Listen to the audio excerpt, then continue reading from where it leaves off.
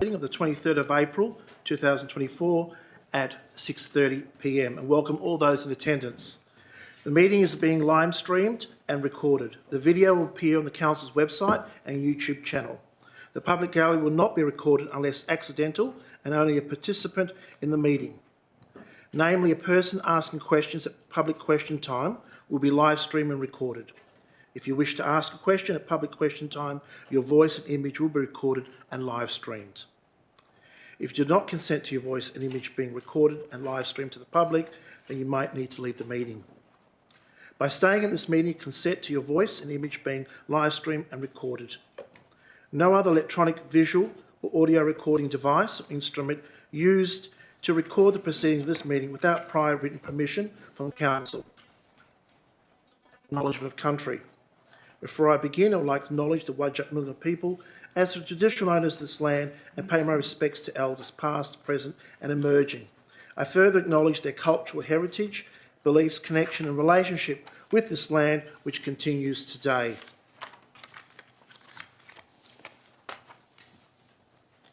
Affirmation of civic duty and responsibility. Councillor Sessions, would you please read aloud the affirmation of civic duty and responsibility on behalf of councillors and officers present?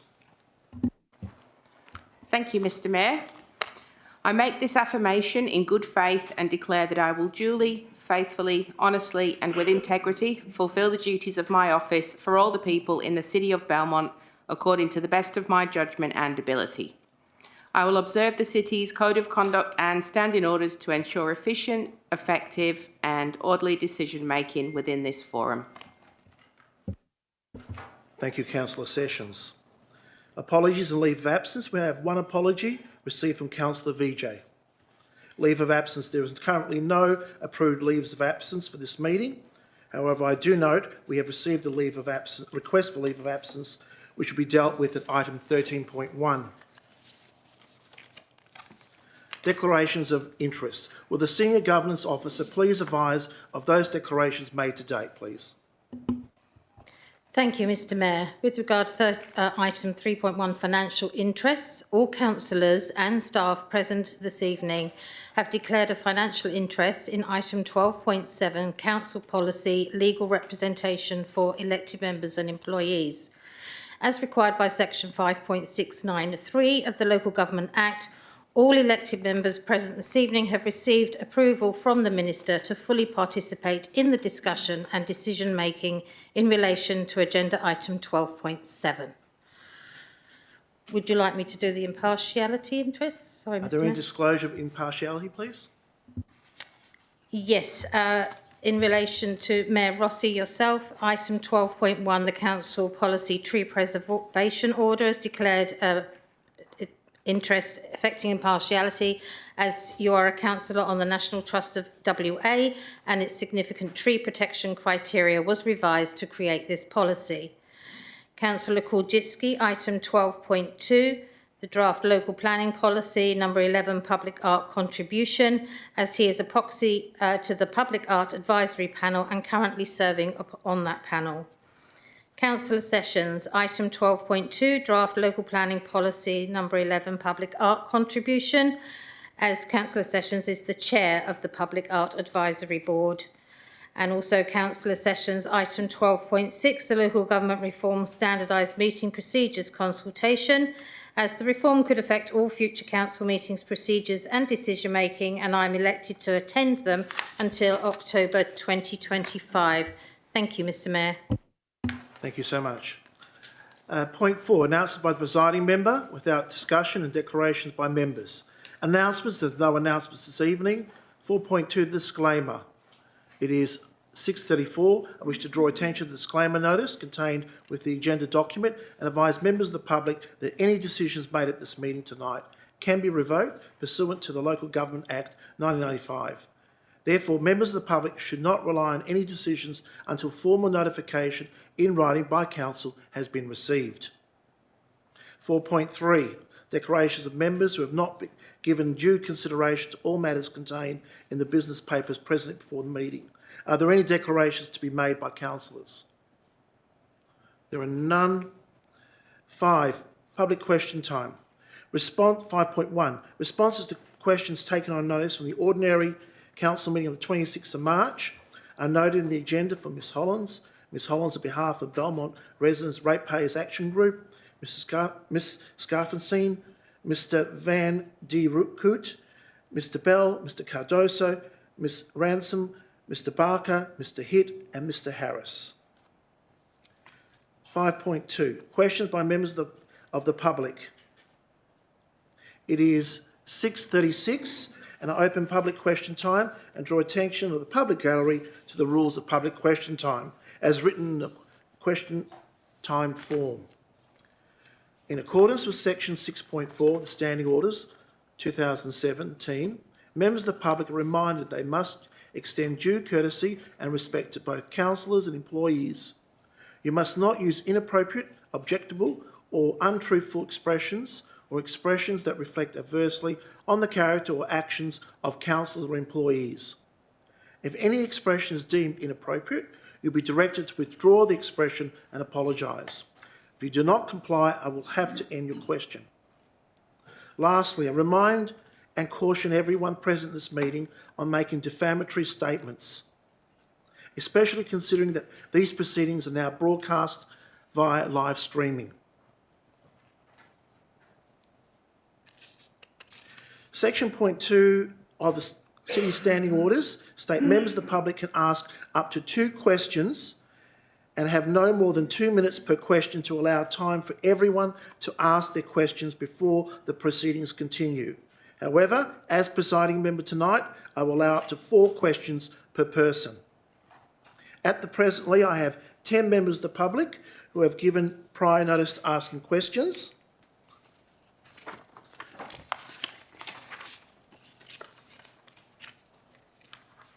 Are there any other members who wish to ask questions? That's G. Okay. We'll now move... Thank you, I've got you down. Thank you. We'll now move to the first question. Please state your name and suburb only for consistency. So while I might know you, I think it's fair to everybody that we do it for everybody.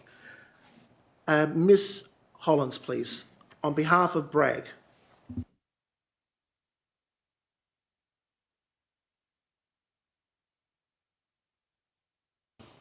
Good evening, Mayor and councillors and public gallery. Firstly, I don't give consent to the camera and any perceived consent is under duress. So my first question, at the October elections, Councillor VJ ran as VJ Tamac. Recently, he's been referred to in the media as VJ and Tamac VJ. So my question is, what is his legal name and is it VJ Tamac as per his election when the public voted for him as that? And who decided it could be changed to Councillor VJ and on what basis? Because we don't say, for instance, Councillor Robert or Councillor Phil. So I'd just like to know why you got that there, please. Mr CEO. Thank you, Worship. I'll need to take that on notice. Thank you. With respect to tonight's legal representation policy, amounts under $10,000 can be done with the CEO and where appropriate, the CEO will report it to the council. This means report when the unelected CEO thinks it's necessary. As the policy is written by the administration for approval by council, how would this be transparent with our council, not to mention the residents? And is the administration trying to somehow to control what our councillors not only have to say, but how they find out and what they find out? Mr CEO. Thank you, Worship. No, and I was disappointed with that statement that you would think I'd be trying to influence the council in decision making. The reality here is that council will determine this policy this evening and the content of that policy, and I'll await the outcome of the meeting. Pardon? Question, please. Go ahead. I couldn't quite hear, Mayor, what the CEO said. Could you turn your microphone up a bit, please? Okay. I'd like a response from you, Mayor Rossi, not the administration on this one. Why is the Mayor refusing deputations from residents on a policy which allows unlimited ratepayer money to be used for legal representation and to use the policy wording without limitation, and worse still, a policy allows the use of ratepayer money to be used to sue the same residents for defamation. If this was ever to occur, how does this not mean that a resident would be directly affected? I didn't take a deputation last week because you weren't directly affected. I just Thank asked you. that question, how would you not be directly affected if that was to happen, Mayor Rossi? And how did you come to that conclusion? That's my response. Thank you. You didn't answer the question.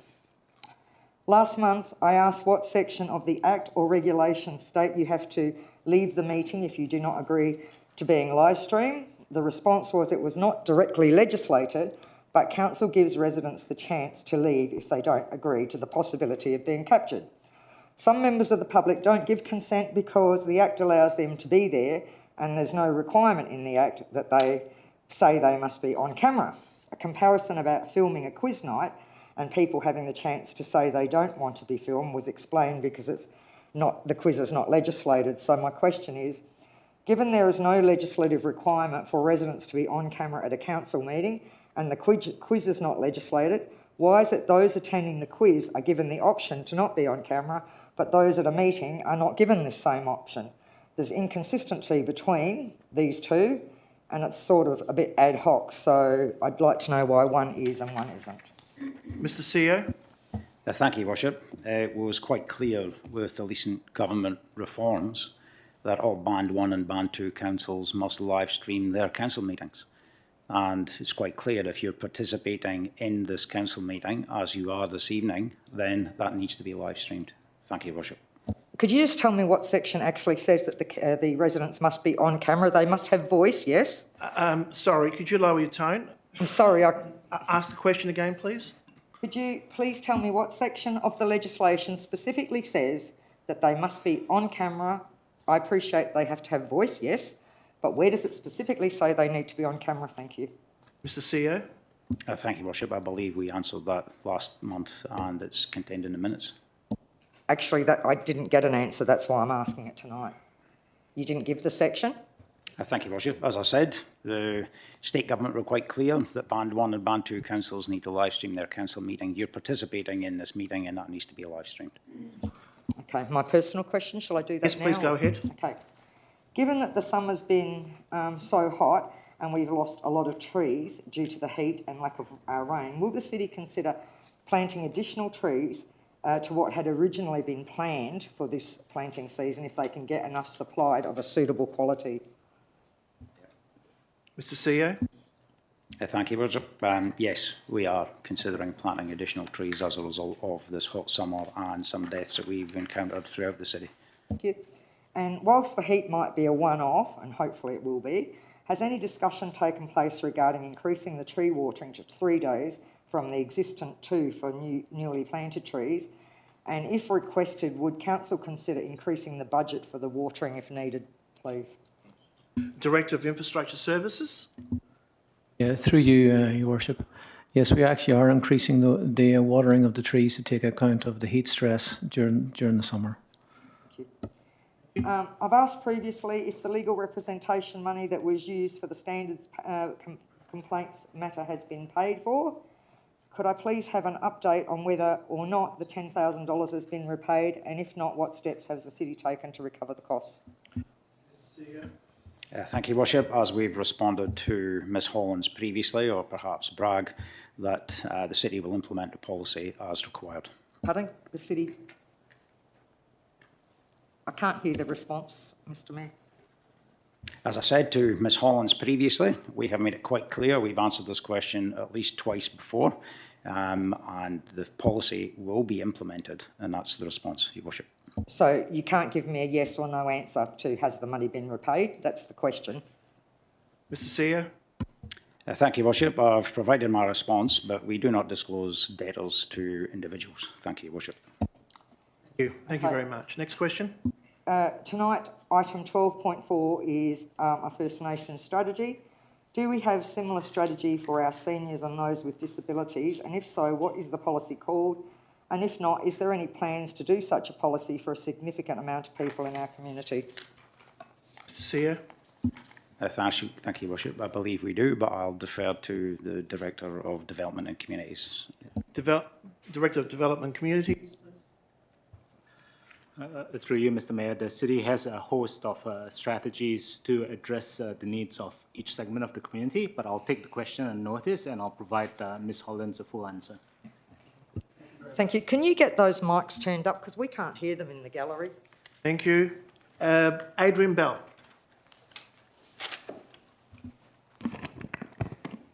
My name is Adrian from Redcliffe. Mayor, councillors, city staff and fellow residents, I've got a few questions. My first question is, Lyle Street has hundreds of out-of-area cars using our street to avoid the Epsom Ave lights from... Speed was the only criteria to approve traffic calming on mooring. Given the position of the counters on Lyle, mathematically it's impossible for any speeding issue to be flagged. As residents and families, we have sent many emails to the city, and we have progressed 2 petitions to ask the city and council to help us. Can council authorise the city to use some other method other than just speed to assist the families of Lyle and surrounding streets? Director of Infrastructure Services. Yes, we, through you, Your Worship, we've recently appointed a consultant to commence the traffic modelling exercise across Redcliffe, as was discussed at the information forum, further to November council meeting. So that is the approach we're going to be taking moving forward, is essentially to work on a strategic transportation planning approach with modelling various scenarios and looking into the future, taking into account changes in the area and increased population and those various elements. Next question. There are multiple precedents of traffic calming devices being removed within 12 months of installation due to complaints including excessive noise. The likelihood of removal, especially near homes due to noise complaints, is a realistic expectation. Can council authorise the city to provide an indicative cost to reinstate Stanton Road? Director of Infrastructure Services. Through you, Your Worship, that question was asked a few months ago and answered, but I'll take it on notice and I'll provide the direction as to where that was answered. Next question, please. There's clearly strong resident interest in finding a solution to the out-of-area traffic from Perth Airport using Stanton and the side streets. Can council authorise the city to call a community meeting on the topic? Mr. CEO. I might ask, could you perhaps repeat that again? Thanks. Certainly. There's clear, strong resident interest in finding a solution to the out-of-area traffic from Perth Airport using Stanton and the side streets. Can the council authorise the city to call a community meeting on the topic? Mr. CEO. Thank you. I suppose council could, but they would need to move that as a notice of motion to instruct me to undertake that action. Your fourth and final question. At the March council meeting, the city stated that the current permanent Stanton calming proposal was discussed at the May 2023 information forum. What evidence from this information forum can the city supply to confirm the council approved the variation to the alternate motion? Mr. CEO. Thank you, Worship. I don't believe there is a variation to the alternative motion, but I'll take that on notice and provide a response. Okay, thank you. Thank you very much. Bernie O'Hara. Bernie O'Hara from Redcliffe. Thanks very much for taking my questions this evening. Since the opening of Bourne Street at Bulong Avenue, Bulong is now being used as an access way to and from the Redcliffe train station terminus by buses from the Redcliffe depot. Fauntleroy Avenue, Dunreath and Central were designed as part of the station project as the access to this terminus. On behalf of the residents of First Street and Bulong, would the city be willing to contact the management of the Redcliffe bus depot to ensure that drivers cease the practice of rat running their buses up and down Bulong Avenue? Mr. CEO. Thank you, Worship. Yes, I would be happy to contact PTA to ensure that they're following the route that was agreed, and I'll certainly take that on notice as well and get back to you. Much appreciated. Thank you. I have two other questions. Please go ahead. With the possibility of works commencing later this year on Stanton Road calming devices, I assume the city will have prepared a plan for the diversion of the 15,000 or so vehicles that are currently using this road. Can the city share with us the planned diversion routes and modelling which will indicate which streets they expect to bear the brunt of this increased traffic flow? Director of Infrastructure Services. I'll take that question on notice, but we will have a plan, yes. Thanks, Mr Murphy, much appreciated. After completion of the works on Stanton Road, what measures or tools will the city be using to assess the success or otherwise of the project? For example, would the assessment tool involve the adoption of the 2016 Austroads warrant system or the use of the now superseded 2008 version? Director of Infrastructure Services. Through the chair. I've answered this question before and previously in relation to low-cost or urban road safety scheme. There's actually, because this is a main road scheme, they have an approach in relation to assessing the success of, or otherwise, of works that has been done. So I'll take that on notice and provide. The response was provided before. Just as a supplementary to that, if I may, I understand that Main Roads will be taking an assessment, but my question did relate to the city undertaking an assessment. Director of Infrastructure Services. Yeah, through your worship, I'm happy to answer that also. As I mentioned earlier, that we will be doing a modelling exercise for the whole of Redcliffe, which actually does take into account the traffic calming on Stanton Road. We will also be taking traffic counts subsequent to that will feed into the model, and that will inform future decision making for the council in relation to future traffic calming in Redcliffe if it is required. Thanks very much. Thank you very much. Martin Cordoso.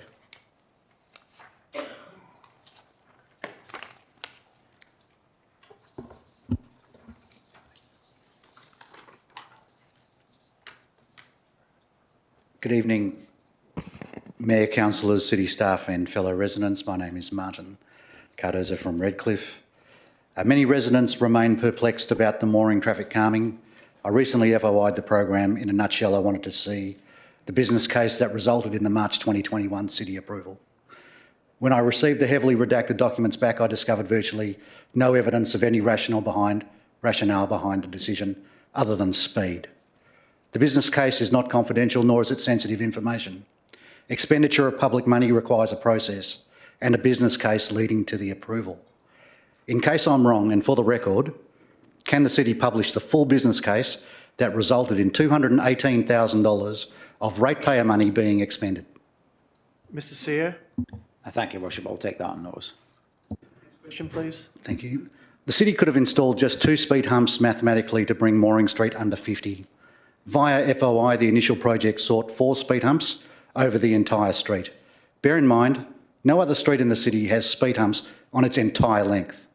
Via FOI from a city officer, and I quote, "Thoughts are to introduce another hump just before Miller Ave to make sure they are a regular inconvenience to through traffic and hopefully deter rat running. As we are reasonably flush with money on this project, we could afford the additional device," end quote.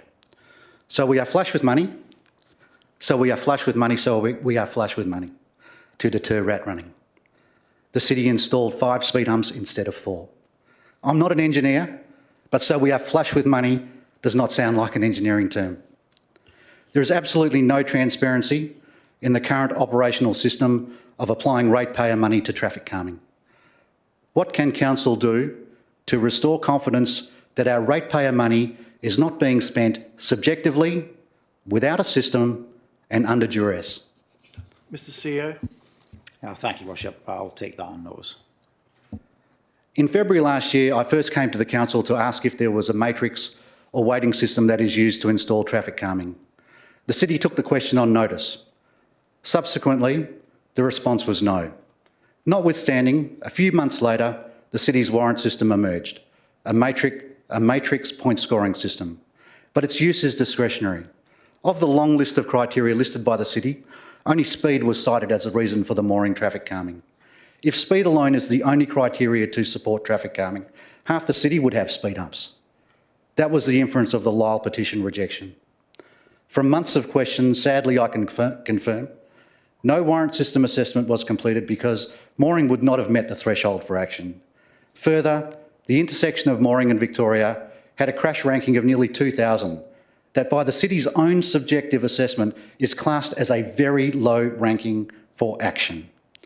The city ratepayer budget for Mooring Street was $330,000, nearly as much as the entire Elkhurst project. A total of $218,000 was spent.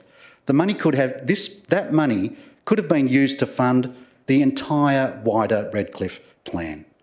Is council willing to call an investigation into how and why $218,000 of ratepayer money was spent on just one road? Mr. CEO. Thank you, Worship. I would suggest that that would have been endorsed as part of the capital programme and as part of the budget that this council actually endorsed. Thank you, Worship. Fourth question, please, if you have one. Through the chair, the council didn't endorse the spend. Sorry, that could be corrected, Mr. CEO. Yeah, if I can, Your Worship. The budget would have been adopted by this council, which would have been accompanied by a capital programme. If there was any additional expenditure incurred over and above what council endorsed, it would have been addressed at either a March budget review or an October budget review. In each case, the council would have endorsed the capital programme and the budget for this project. Thank you. Thank you. The city has confirmed that no noise study was completed for the Stanton project. Nedlands residents recently reminded their city administration and council that speed humps were removed within 12 months of installation due to noise complaints. It is abundantly clear that Stanton and Second residents will bear the brunt and lose substantially in terms of amenity and livability as a direct result of raised speed devices. I don't believe that council actively intended for one section of residents to benefit from the suffering of others. When, not if, noise complaints emerge following the installation of the Stanton calming, will council be responsive to a significant petition in favour of removal of the Stanton calming? Mr. CEO. Thank you, Worship. As I've explained a number of times to Mr. Cardozo, once the traffic calming has been installed, then we will monitor the impact of that traffic calming to determine how effective it was, what impact it has. You actually heard from the director this evening that further modelling will be done to ensure that it is successful in reducing the number of vehicles on Stanton Road that are running from Great Eastern Highway to Perth Airport. So we will continue to monitor it, and if there are changes or modifications that need to be made to that area, then the city will consider them. Thank you very much. Thank you. Julie Cardoso.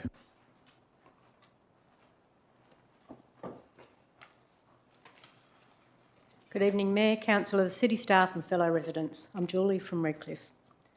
Can the report for the $60,000 traffic modelling please be made public once complete? Mr. CEO. Thank you. I'll take that on notice. If that traffic modelling suggests that the Stanton Road Elkhurst will push traffic onto small side streets or not move traffic to Tonkin Highway, will the city back away from the project? Mr. CEO. Thank you, Worship. As I've mentioned previously, we will continue to monitor the impact of the installation, post-installation, and consider any improvements that may be needed. Next question. What undertaking from Council do residents have that the wider Redcliffe plan will include resident consultation prior to approval and/or implementation? Mr. CEO. Thank you. We will ensure that once the modelling is done and any future projects or implementation of that is communicated to the residents of the Redcliffe area. Thank you. And your fourth question? At Belmont, application of the warrant system is optional. The Council of Vic Park have formally endorsed their warrant system as the best system to rank priority for expenditure of ratepayer money. Has Belmont Council endorsed our warrant system, and if not, why? Mr. CEO. Thank you, Worship. I'll take that question on notice. Yep. Thank you. Jared Harris.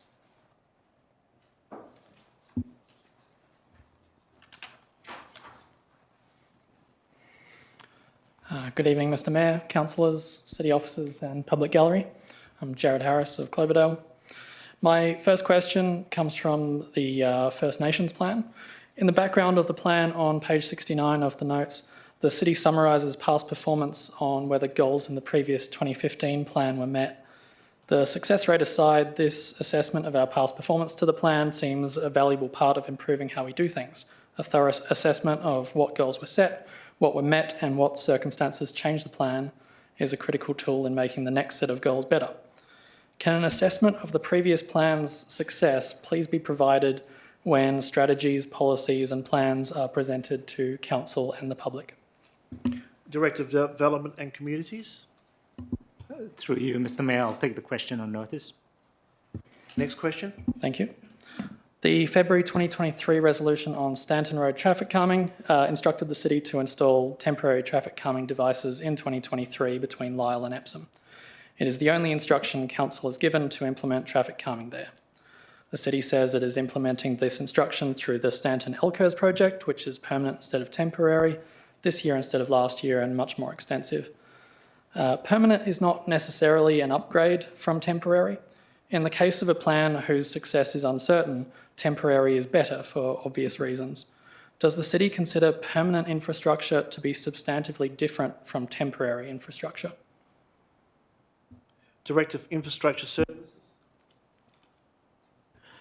I think this question has actually been answered before, actually by the CEO previously. In relation to the Stanton Road traffic calming, it is considered permanent, but it could be removed at a future date if required. Mr CEO also wishes to add something. Thank you, Worship. The Director is right. There has been a number of questions on that resolution. There was 5 parts to that resolution. One part of that resolution also referred to a more permanent treatment once the Tonkin Gap project had been concluded.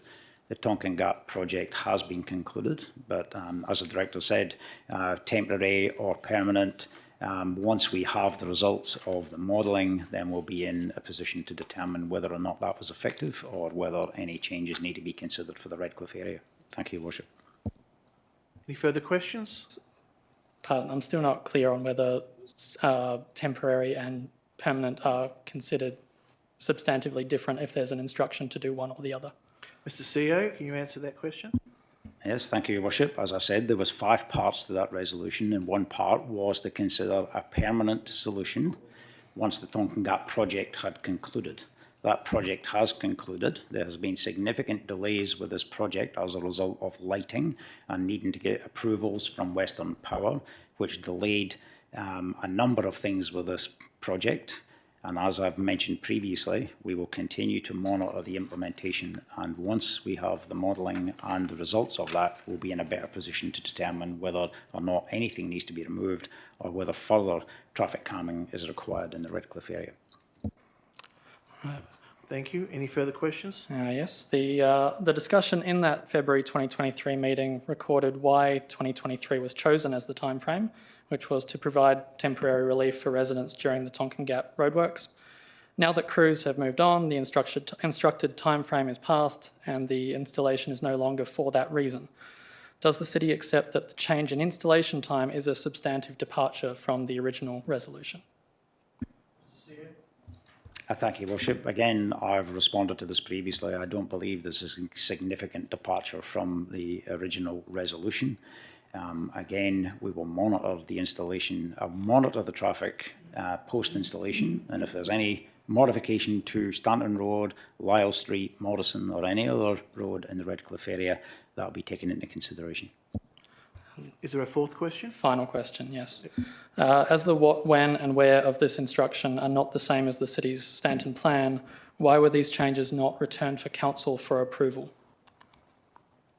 Mr CEO? Thank you. As I've said, I don't believe there has been a dramatic shift away from the original intent of the previous resolution, Your Worship. Thank you. We're coming up to half an hour. We need to extend public question time. Moved by Councillor Sessions, seconded by Councillor Marx. We need to vote. Voting is now open. Please use the buttons on your microphone screen. There we go. Voted unanimously.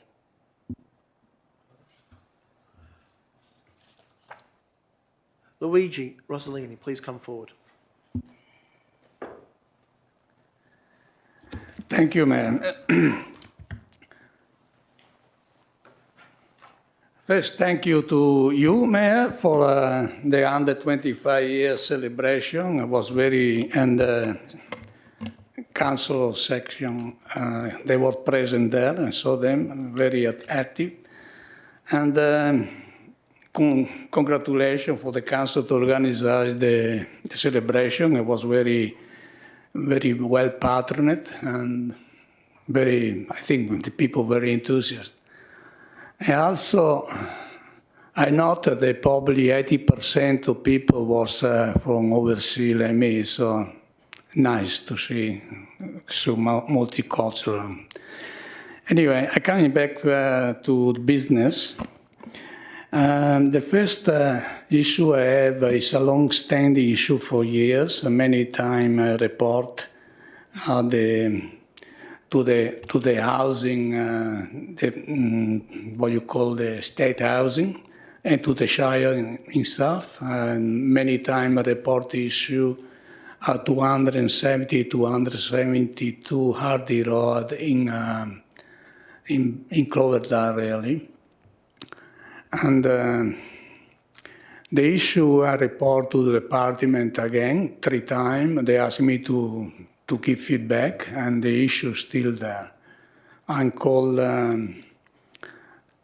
ranger, si spoke a lui, con di coincidence io ho a similar name of mine, and she tried on the 19th of April. The issue is going for months and months, years, and this. I asked her what action had been taken. She called the office here and there, I don't know, with who she spoke. At the end, I got not answer. The only answer I get is, we are dealing with the department. I say, I already dealing with them. I emailed them, I called them. So I already on with that. But the council, my question is, what the council action I take to diminish at least the problem there. And what action they take? By regulation of the council, you must uphold the law you have. And the law is clear, you cannot leave rubbish being out for week and open and overflow, rubbish coming on my place on the street is still there now. Mr. CEO? Thank you, Worship. I'll try to answer that, and the Director of Development and Communities might want to touch on that issue as well. Where we are informed of issues with state government housing, officers will contact the Department of Housing and deal with that matter as appropriately as they can. But as you say, this is a state government housing property, and officers will contact the Department of Housing and try to resolve the issues as quickly as they can. But often these things do take time. But if you have reported it, then staff here will be in contact with the Department of Communities. Next question, please. Yeah, my question is, following this and the courtesy reply of the CEO, the issue is going on for years. It's not resolved, contacted the planning, but I ask what action the council interact with the people there, with the tenants. I send a letter, I have talked with them, and it's not only the department. If the road is dirty, if the rubbish comes in my place, I pick up the rubbish in my front yard. 250 meters away, on the street, still rubbish there, cans and rubbish, and nobody sweep the road. After 8 days, I'm called the Shire, 14 days really. I don't think it's right. Mr. CEO, I'll get a response from Mr. CEO. Thank you, Worship. What I'll do is I'll take on notice that question and identify what action we have taken with regard to this property and respond. Thank you. Your third question? Yes. Previously, I asked a question regarding the app issue there with the builder. My question is, apart is a way the reply even on the minute is only no concrete reply, just say just dealing with the builder. to resolve the issue. I asked what the builder suggests or the council suggests to the builder, no answer. And really, I think we should know if it's they work out any way to fix the line coming in and the slab up and down. And my question also is regarding this. Normally, when you do a building of this size, it costs millions of dollars, and the one doing the building, in this case, the Belmont city, normally shall retain some money for, in case it's on faulty design or something, so they had to retire because they go bankrupt. The builder, nobody can fix after. Is the Shire ever retain money for all that? I'm assuming you're referring to the Belmont Hub. Mr. CEO. Thank you, Worship. Yes, when it comes to contractor matters, there are funds that are held pending defects liability and the like. But as I've mentioned, and as the Director mentioned previously to you, this is an ongoing contractual issue, and we're in consultation with the builder to try and resolve this matter. Sorry, I didn't understand. The council ever retain money? We got money, the money, if they don't fix it, we got the money, not we give it to them? Mr. CEO, do we retain money? Thank you, Worship. It's standard practice on substantial contracts of that nature to have and retain funds in the offset that there are defects liability clauses and things within contracts. So yes, that happens generally on most contracts of that nature. Thank you very much. How much money the council preserve in case to repair? How much is? Are you able to answer this last question, Mr. CEO? Thank you, Worship. It depends on the size of the contract and is generally a percentage. Thank you. Thank you very much. Okay. Nita Brown. So that was. I can have another one, please. You'll have to go to the end. I have to get through everybody. Okay. Thank you. I have another one. Yeah. Okay.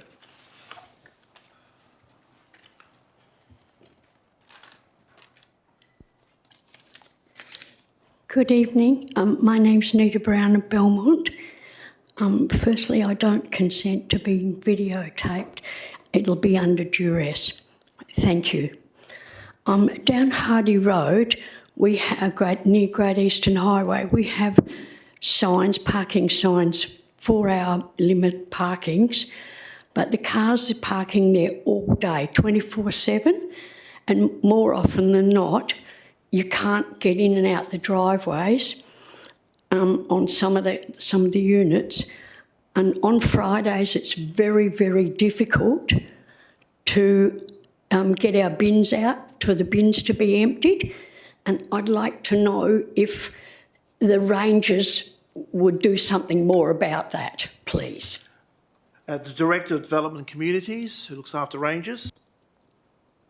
Through you, Mr. Mayor, the ranger would respond on any complaints from the members of the community. So if Ms. Brown has any concerns, she should contact the rangers, but I'm happy to look into the matter and get back to Ms. Brown. Okay, thank you.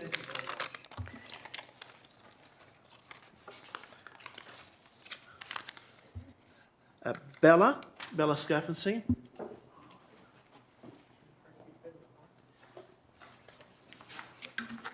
Yes, good evening. Bella Scharfenstein from Redcliffe.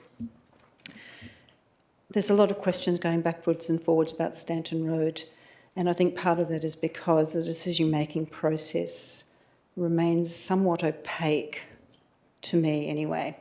Anyway, I refer to item 13.2.1, notice of motion, at the street traffic at 23rd of and 23 February OCM, and the officer report and recommendations pertaining to that item, which state, in summary, the findings of this report indicate that while there are no issues with vehicle speeds on Stanton and 2nd Street, there have been rising traffic volumes and concerns raised in relation to this. As highlighted within this report, the City is undertaking a holistic review of the City's road network. Mind you, this was in 2023, Through citywide transportation modelling and based on the extent of this review and consultation required, we expect the outcomes of this study not to be available until at least mid-2025. All relevant stakeholders shall be consulted. On this basis, Stanton Road and 2nd Street should not be treated in isolation as a separate project. So my questions are that, given these recommendations, why did the City go against the officer recommendations and treat Stanton Road and 2nd Street as a separate project before completion of the holistic traffic study that wasn't to be completed until mid-2025? And contrary to the motion moved by Councillor Sessions and seconded by Mayor Rossi, has the City not investigated the temporary or permanent closure of Central Avenue, as was part of that motion, before proceeding with permanent installation of the LCURS, nor implemented temporary traffic calming devices between Lyell Street and Epsom Avenue? Mr. CEO. Thank you, Worship. My recollection of that report, and you're quite right, that the officer recommendation was that that should not proceed at this time because a wider network study was required. However, at that time, there were substantial complaints and concerns raised by the public about the volumes of traffic on Stanton Road. Stanton Road, from memory, is either a local, I think it's a local distributor with a desired volume of 6,000 vehicles per day. At that point in time, there was 12,000 vehicles per day on that road. And there was a number of people raising concerns with the volume and asking what the City was going to do to stop the rat running along Epsom Avenue and Stanton Road to the airport.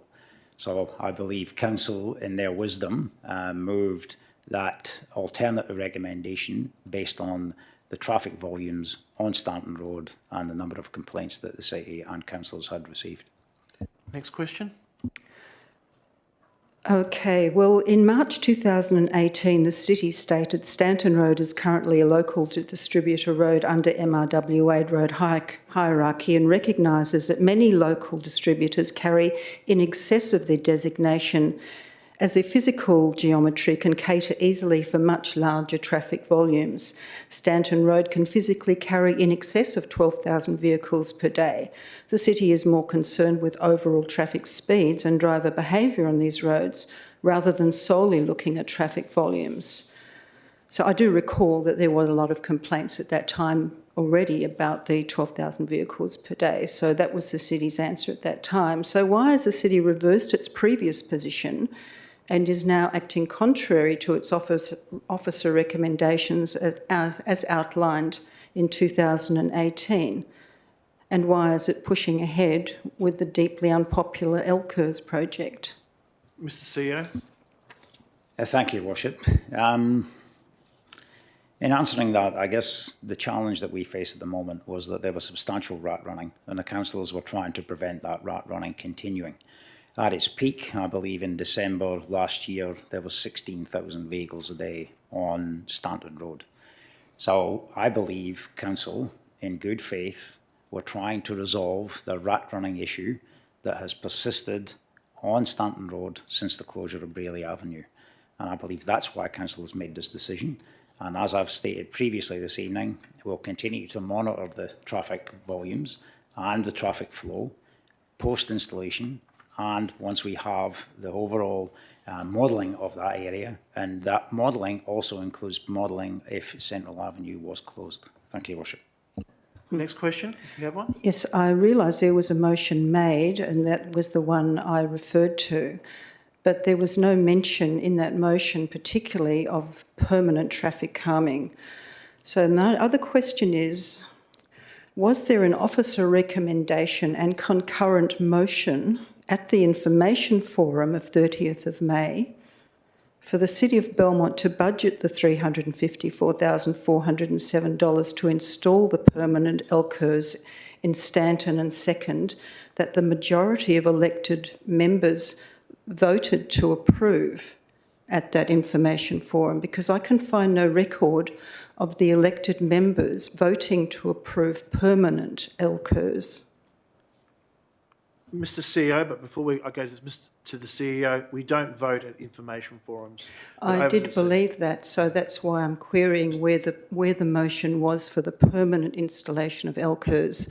But I'll just move to my fourth question. I'll let the CEO answer formally. Thank you. Well, Your Worship, all I was going to say exactly what you said. Information forums, there's not a decision-making forum, and there would be no resolution or motion passed at an information forum. Next question, please. Okay, so I referred to the City's proposed capital budget 2020-21 traffic management devices GEH to Stanton and a sum of $350,000 allocated to municipal spending. Presumably, some of that to go to installation of traffic calming in Mooring Street. In particular, I draw your attention to the comment, and I quote, "The project is to reduce speeding traffic from GEH. Data shows that specific locations are of concern. This has been promoted by Councillor Ryan, Bragg and the DA6 dissenters." Now, that comment was made in relation to the $350,000 allocated to the municipal spending. So can the council please explain the term DA6 dissenters and who they believe these dissenters to be? The comment, as it is made in relation to Mooring Street, infers that the DA6 dissenters are in support of the $350,000 expenditure. I believe I am qualified to state that the core members of what the City may describe as DA6 dissenters would be comprised of Richard Foster, now deceased, Diane Mossinson, Robert Greenwood and myself. At no point was I nor Richard aware of Council's intention to install traffic calming devices in Mooring Street, nor did I at any time indicate support for this. Consequently, I request that the City either explain in full what it means by DA6 dissenters and why they are being referred to in that context, or retract its statement referring to us supporting the municipal expenditure of $350,000 and amend its records accordingly. Mr. CEO. Thank you, Worship. I would probably suggest that those choice of words that you've read out were not appropriate, but I will take that question on notice and respond. I'm not. I don't mind being called a dissenter. It's actually a complimentary term, but I don't want it used in the incorrect context and saying I supported something that I did not. Thanks. Thank you very much.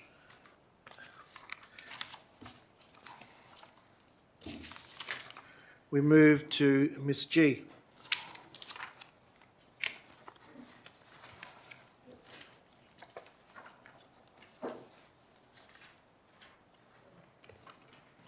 Mr. Mayor, Councillor, officers and the gallery, I do not consent to being on camera and perceived consent is under duress. Right. After the question of councillors getting superannuation last week from Councillor Koldziski, and trying to get hold of said councillor to discuss my concerns, I'd like to first say that all new councillors, do they not understand the separation of powers? For those in the gallery, what it is the council as a collective employ the CEO to run the organisation, and the councillors do not run the organisation. So, to be paid super, which is paid by an employee, you have to be employed. How would it work if councillors were employed by the council because the CEO you employ would then be your boss? B, your position as a councillor is not and never has been an employable position. You are elected by the people. Your remuneration is paid by the ratepayer, so why would you now be asking the ratepayer to pay you superannuation? C, do you realise if you go down this path, those that are employed outside of council will have your councillor position listed as a second job, and the tax on the second job is far more than the super that you would get? And D, do you know that you can put up to $27,500 each year, and I believe it is taxed at 15% into super, which would reduce your councillor money, therefore reducing your tax? As councillors, how many of you have looked at this? So that's your 4 questions, I guess? Well, it was ABN. Yeah, it was just all part of the superannuation last week and pointing this out. I'll hand that to the CEO, but I believe that's come from the state government. Yeah, my understanding it's a proposal that's coming. It hasn't been legislated yet. And in response to the other questions about tax, I'm sure every person in this room is fully aware of the tax that they pay and the requirements under the ATO. Yeah. May I just have the grace of one more thing, please? A question? Thank you. It's just one quick one, but I would like to first a big thank you for taking on board the option to pay rates monthly or fortnightly. I'm really pleased that that's going to come to council soon. Just wanted to say, whoever thought up the name needs shooting, because smooth rates sounds more like a drink. Oh, it's not appropriate. Sorry, that's not appropriate to say that. All right. Thank My question then, other councils, including Armadale, you choose the payment day and it's over 12 months. I'm just wondering why Belmont can't do it over 12 months. Director of Corporate and Governance, you're able to answer that question? Thank you, Mr Mayor. We've chosen to do it over 10 months from the date the rate notice is sent out to when the final instalment is due, and that does not prevent ratepayers from making ad hoc payments for the other 2 months, so they're ahead of the curve when the next rate notice comes out. But we have chosen smooth rates because it is smoothing out elected ratepayer payments to the council. That's the reason why the name's been chosen.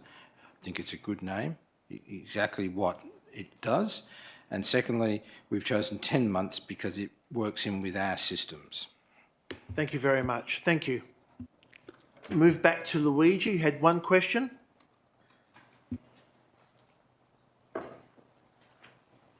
Yes, thank you, Mayor, for your to let me have the 4 questions. I'm traveling often to go in Midland, using the road the people talking about, and I use the first street.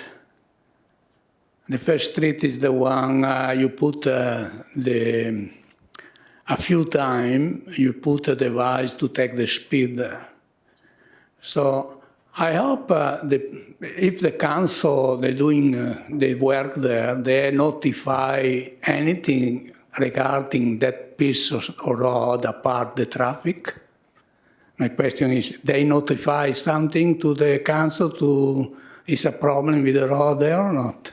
Director of Infrastructure Service, are you able to explain the speed counts, how they work? Through the chair, in relation to the technical aspects, you put out the loops and they. But how does it give back the response to us? I mean the loops, and there's a small system with that. It collects all the information that gets downloaded and it comes on a spreadsheet to the city. CEO wishes to also add something. Yeah, thank you, Worship. So the traffic data and accounts that we use are generally used in our ongoing asset management plans and programs for our road network. So we have a traffic count plan across the city to monitor traffic, to determine whether or not and when road resurfacing programs are required, whether road construction is required. The traffic counters that go out model the speed of traffic, the number of traffic, or the number and volume of traffic, and the different types of traffic. So we know whether it's a large wheelbase vehicle or a normal car. All of that comes back in. It's used to inform our asset management and road resurfacing program. It does not come to council. Thank you very much. The question is regarding the last question. The question is the condition of the road superfice, the bitumen.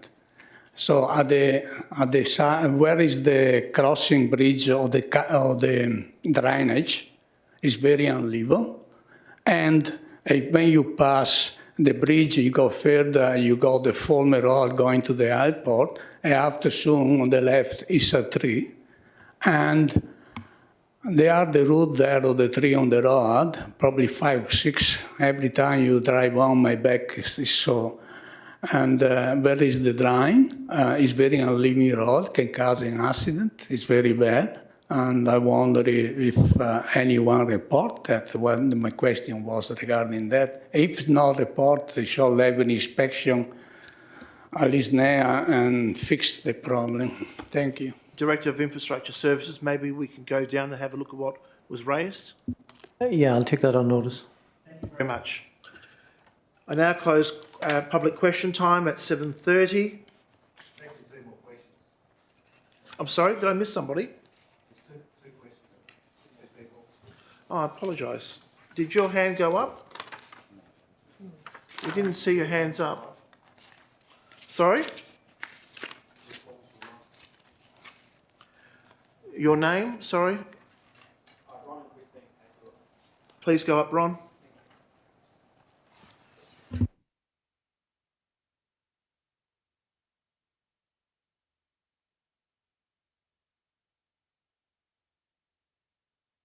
Sorry, the microphone needs to be put on.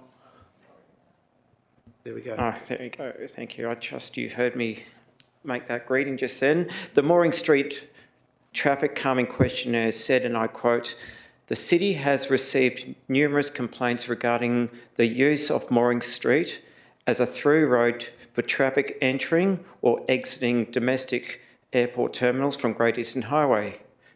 End quote. This statement doesn't make any sense. Airport and city-bound, Lyell Street is the first road in from Great Eastern Highway and the first road out from Stanton. Why didn't the city apply a coordinated approach that included Lyell and Morrison before spending ratepayer money on just one road? Director of Infrastructure Services. I'll have to take that question on notice. Thank you. Thank you.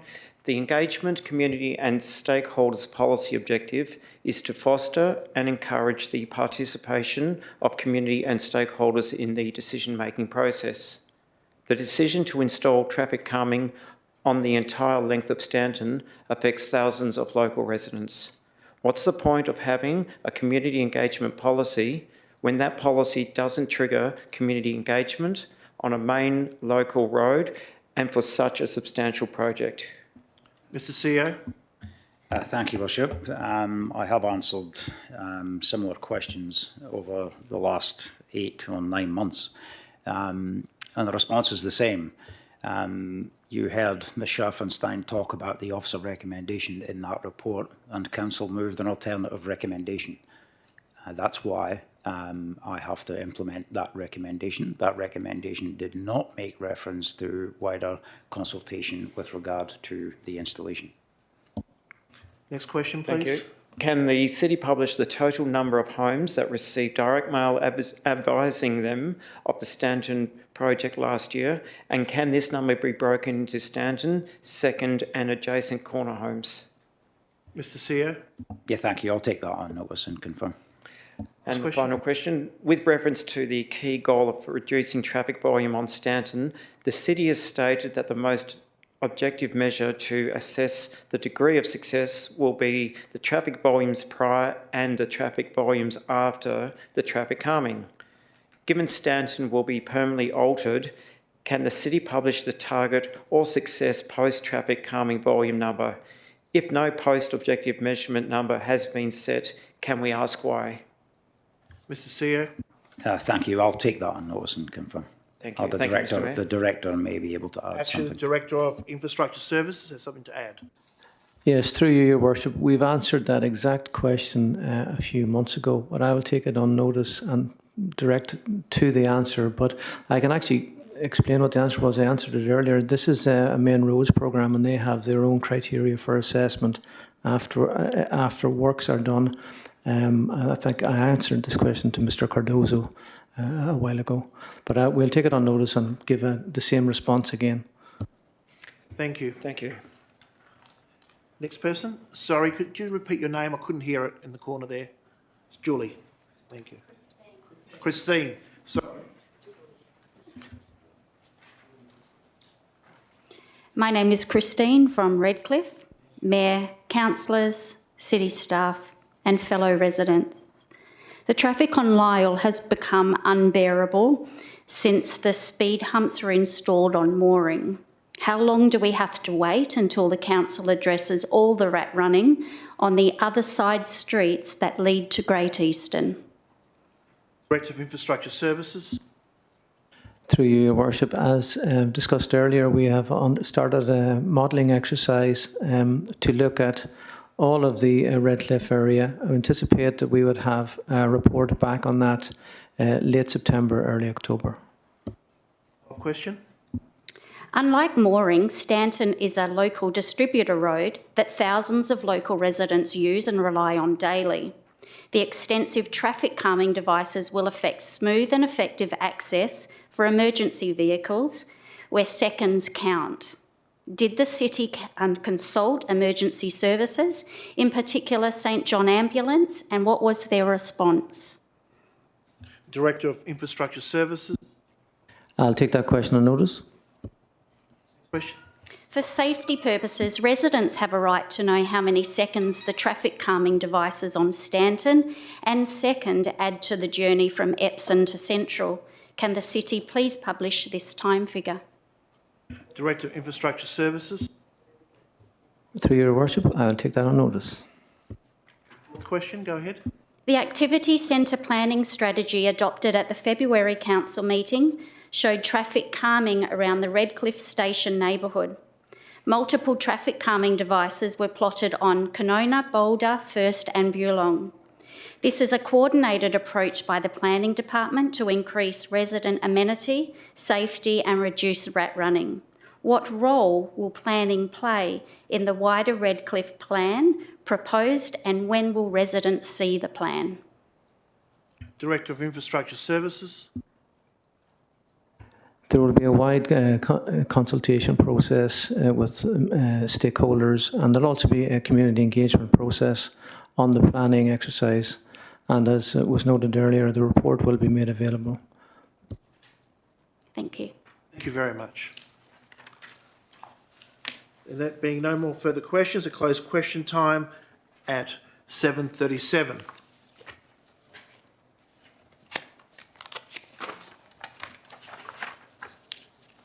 Six point one, confirmation of minutes. Are there any questions on the minutes of the ordinary council meeting held on the 26th of March? May I have a move and a second to confirm the minutes as true and accurate record? Moved by Councillor Sakula, seconded by Councillor Davis. We'll now need to vote. Voting is now open. Please use the buttons on your microphone screen, please. Carried unanimously.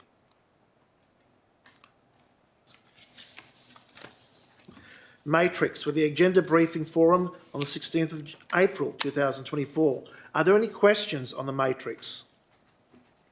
May I have a move and a seconder to receive and note the matrix? Moved by Councillor Davis, seconded by Councillor Sessions.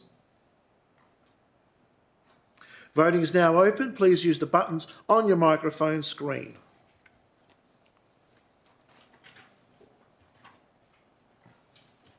Carried unanimously. Question by members on which due notice has been given. There are none. 8. Response to questions taken on notice. There's a question there for Councillor Ryan and the response. 8.2. Questions by members without notice. Are there any questions by members? There are none. New business of urgent nature approved by the presiding member or by decision. Is there anything urgent? There is none. Business adjourned from the previous meeting. There's none. Report from committees. There is none. 12. Reports of administration. 12.1. Tree preservation order withdrawn by Councillor Davis. 12.2. Public art contribution for local planning policy, number 11, Councillor Kuljitsky. 12.3, the name of Simone McMahon for inclusion, Councillor Davis.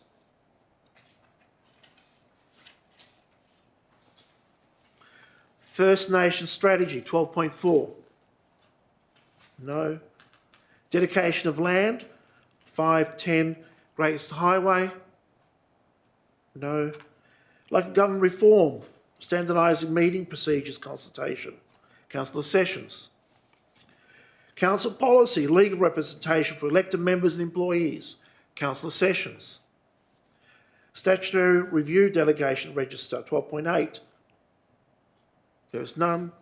Proposed differential rates for 2024 to 2025. There is none. Accounts for payment for March. There's none. Monthly financial report for March. There are none. So we have 12.1, 12.2, 12.3, 12.6 and 12.7. 12.3.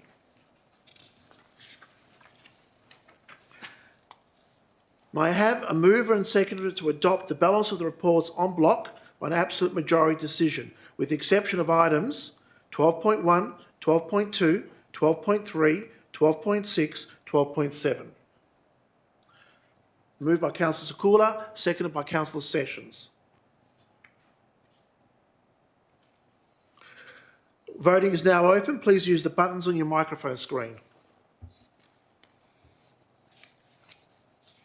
Voting is now closed. Carried unanimously.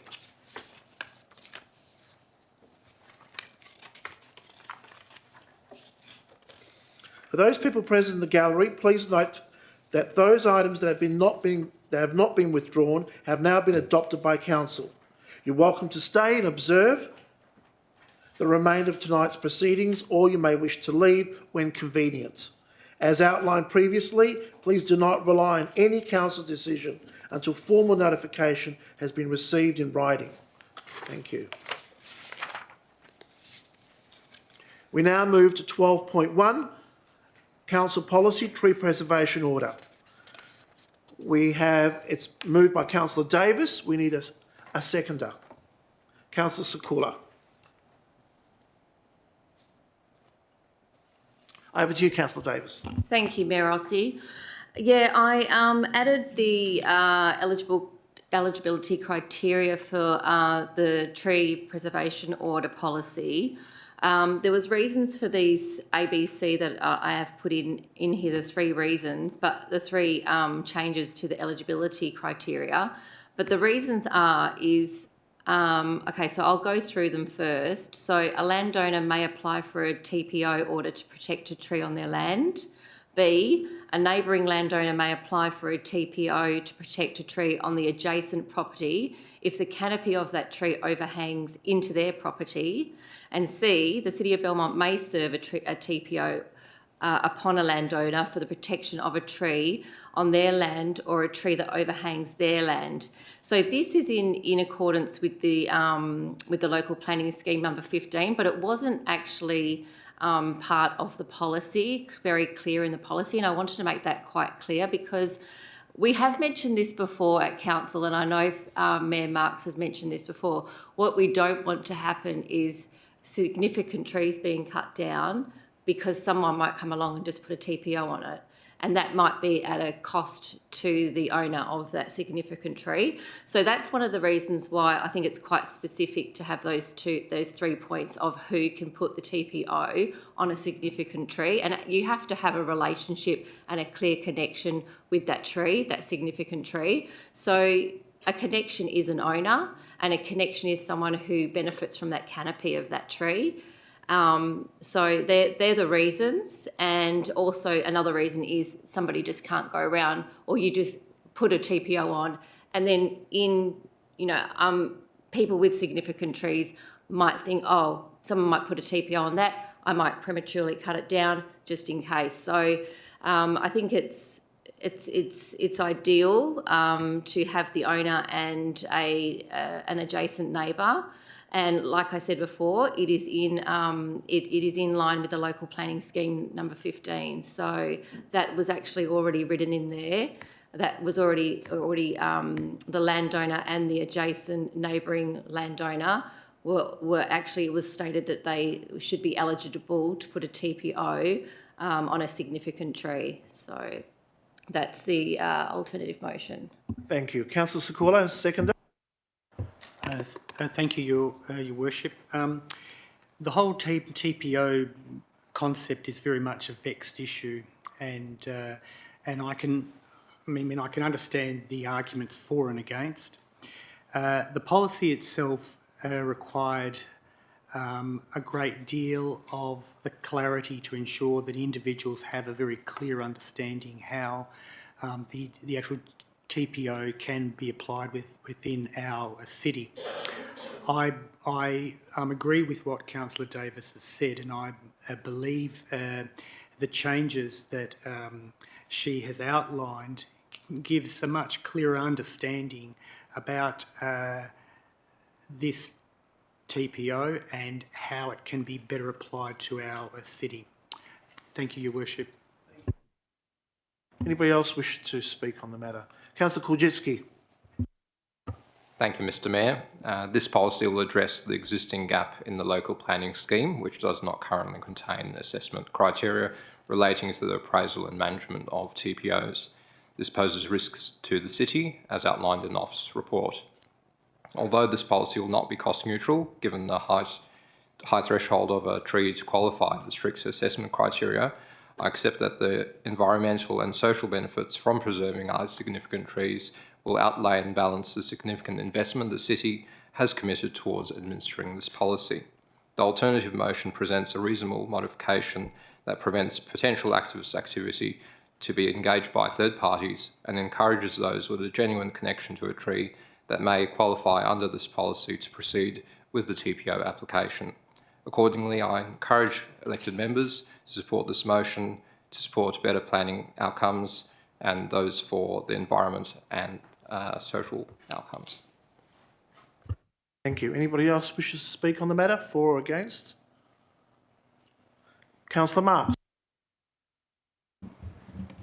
I'd just like to thank the efforts made by Councillor Davis to bring this to our point, and it was a point that I raised at the briefing session, and I think Councillor Davis has it in mind as well, that the important person here is basically the owner, who has a tree on his place and could easily be lumbered with a large amount of fees. As a matter of fact, I asked a question at the time concerning the fees, and I said, once the initial fee was paid, would it be the owner's job to continue paying this? And the answer was no. But I read in 3B3 that says this applicant, landowner, occupant bearing all costs associated with maintenance, which we accept, and inspections of the tree undertaken by the city's arborists. So in actual fact, what we have here is a point that says exactly the opposite to what I was told at the briefing session. Now, I don't know whether Councillor Davis would like to take this on notice, and considering her concern for the owners of the trees, I don't think it's fair. I think what should be added is future yearly inspections will be at the cost of the city, as was explained to me at the briefing session. Can I ask then, sorry, do you want to address that, Councillor Davis, in your motion? Would that be if the city puts the TPO on the tree and someone's... Or anyone. Okay. What do the other councillors think? If I can, and I'm sure the Director of Development and Communities will correct me if I'm wrong, the initial cost of the application was $147 and some $800 for an arborist to determine whether the tree meets all of the criteria. That has to be funded from whoever makes application for the tree. Any subsequent inspections of the tree in future years on an annual basis will be covered by the city, not the person making the application or the landowner. And correct me if I'm wrong, Director. Just refer to the Director of Infrastructure Service, or actually Director of Development Community. Thank you, Mr. Mayor. Through you, the provision that Councillor Marx refers to is actually the review of tree protection, review of trees protected by a tree protection tree preservation order. So to clarify, if a tree preservation order is in place and the landowner wishes for that tree preservation order to be reviewed by council, then they will be up for costs of the city's arborists to reassess the tree. So this is well down the road when the tree preservation order has been established. It's Mr. Mayor. Councillor Marks, do you want to ask a question? Because you've already spoken. Yes, I know I've already spoken, but I was cut off to go to Councillor Davis, which I'm not against. I think it surely gives me a right to continue. That is ambiguous and needs correcting. That could be taken as an inspection, inspections at the time, inspections later on, inspections whether the tree is to be looked at, because as the director has just put, the owner wants it looked at. So to me, it's easy for us to sit here and talk about it now, but in years to come, they're going to look at this, what's written here, not what we're saying at the moment, or there may, I guess there's a recording of it now, but I think this needs to be cleared up so that we haven't got some poor owner who ends up having to foot the bill for all of these things. Just finding it on the page, just to confirm. Page 28, I believe. Will, Director of Development Community, do you wish to add something? Thank you, Mr. Mayor. Through the chair. So just to start from the beginning, if a tree is nominated to be on the tree to be served a tree preservation order, the person nominating needs to pay the $147 application fee together with the initial arborist fee to consider if the tree is worthy of protection. If council then decides that the tree is worthy of a tree preservation order, and the tree preservation order is served on the land, there's a need for annual inspections on the city's part to ensure that the tree is safe and still meets the criteria of the tree preservation order. So that annual fee for inspecting the tree to ensure safety of the owners and property around that tree is the responsibility of the city. So that's clear. Where do you say that? What page is that on, Director of Development Communities?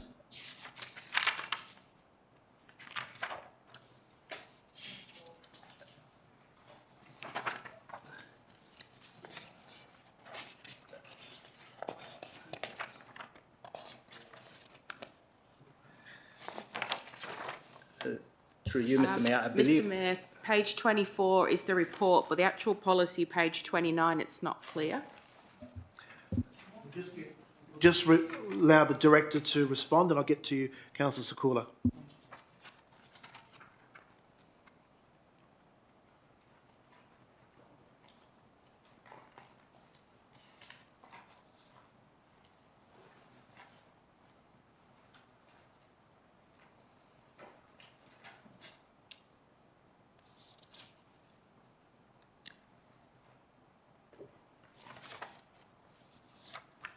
Through you, Mr. Mayor, it appears that in the written policies themselves, it might not be explicit, but it is, the intent of council is clear.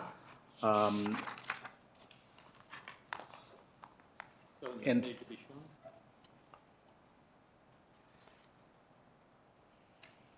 it is explicit in the officer's report.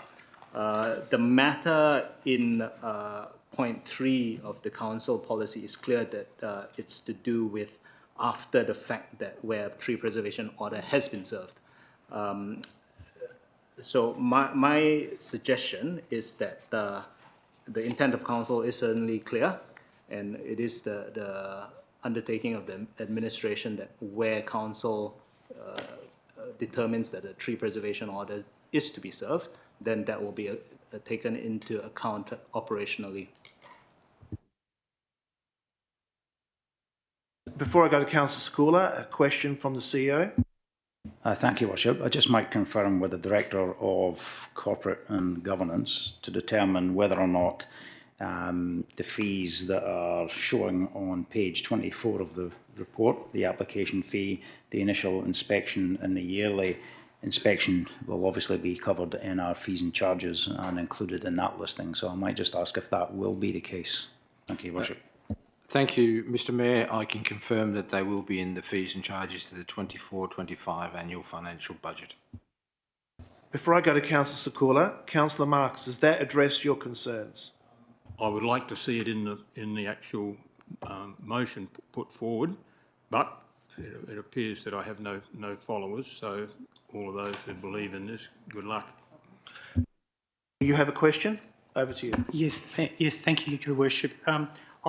I appreciate what the Director has explained, but I think what Councillor Marx is saying bears a merit, and I think in order to ensure that that is made clear, I would like to see what Councillor Marx is trying to say included in the motion that Councillor Davis is putting forward, and that would give a much clearer understanding as to the impost of those costs there. Because although the Director is absolutely correct in terms of the Council Officer's report, the policy on page 29 doesn't add to a clear understanding.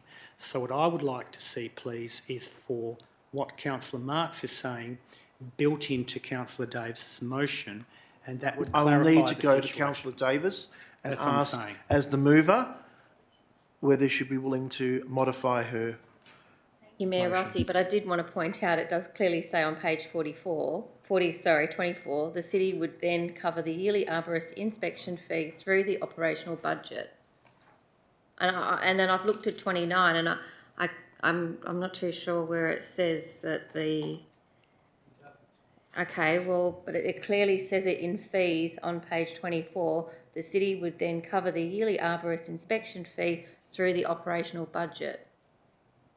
So, Councillor Davis, you don't wish to change your motion at all? Well, we can add it in for clarification because it's in here anyway. If you want to just pop it in there too, I mean, I'm happy for that, but it's already here. I need the approval of the seconder also. So, if that's the consensus that everybody would like that to be put into the criteria, sure. Okay, so we'll need to modify that. We'll get some wording for that. I had some wording, Mr Mayor, that future yearly inspections will be at the cost of the city. Councillor Davis, are you happy with that? That will just need to be added.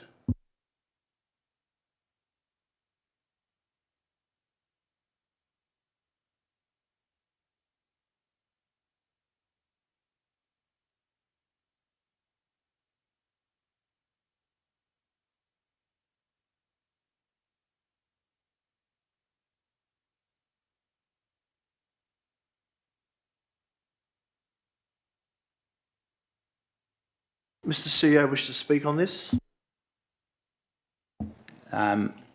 Councillors, I would probably suggest if we can't agree on the appropriate wording, it may be appropriate to defer this item to the June meeting to allow officers to consider the content of the policy as well as the recommendation.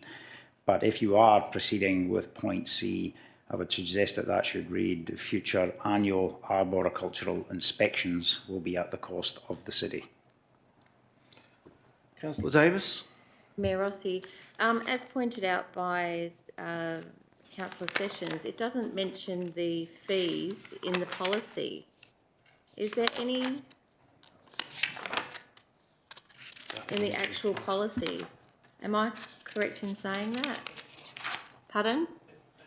So can we do it now and just put in there, just add, as Councillor Marx was saying, as in the policy fees, there are 3 associated fees with the TPO, which include application fees, initial arborist inspection fees, yearly arborist inspection fees. That section, can we put that in the policy? That section on page 24 with fees, can we actually put that in the policy? We could do it all now. Mr. CEO? If Councillor Mark, could we just wait please for a second? If I Let the CEO can, speak. I don't recall any other policies that we have that include all the fees and charges that we apply. That's why we have a list of fees and charges. So the report is quite clear that it says that the inspection or the annual inspection will be covered by the city. It talks about the application fee and the initial arborist report needing to be undertaken by an arborist and funded by whoever makes the application for the TPO. So I don't recall any other policies we have where we specify the cost of and who will pay what within the policy. This policy is about protecting the trees on private land with a tree preservation order. So I would probably suggest that including C of a future annual arboricultural inspections be at the cost of the city might be appropriate, but again I would probably suggest that deferring the item might be a better option to allow us to review this and bring this back to the June meeting, unless the Director of Development and Communities would like to add anything further. Director of Development and Community. Through you, Mr. Mayor, the operational policy does talk about fees where an application is being made. But as the CEO has mentioned, point C, if council decides to, should read the future yearly agricultural, sorry, I'll start again. Point C should read that subject to the policy being amended to reflect that future yearly agricultural inspections will be at the cost of the city. So that will be captured in the policy, which I believe is the intent of what Councillor Marx has raised, rather than a resolution, a standalone resolution by council. So the wording of the resolution I suggest would be subject to amending the policy to include that future inspections will be at the cost of the city.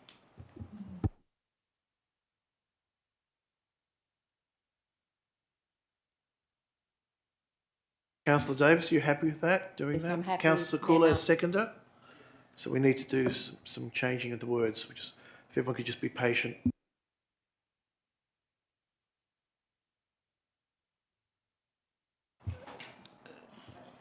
Through you, Mr. Mayor, just for the governance officer, subject to the policy being amended to include that future yearly inspection, yearly agricultural inspections.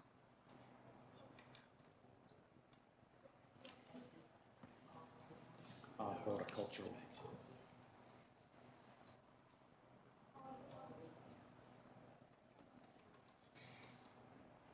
Or arborist inspections will do. It's actually arboriculture.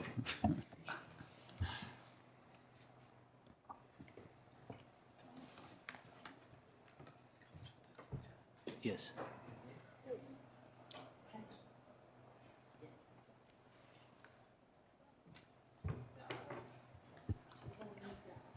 Thank you, Mr. Mayor.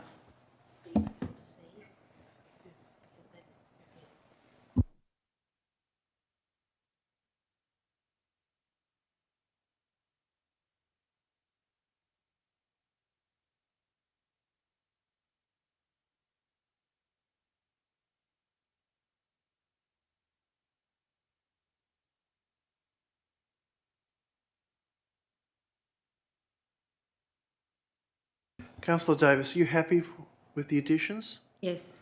Councillor Sekula is the second. Are you happy with the additions? Thank you. Councillor Ryan, you had your hand up. Please go ahead. Thank you, Mr.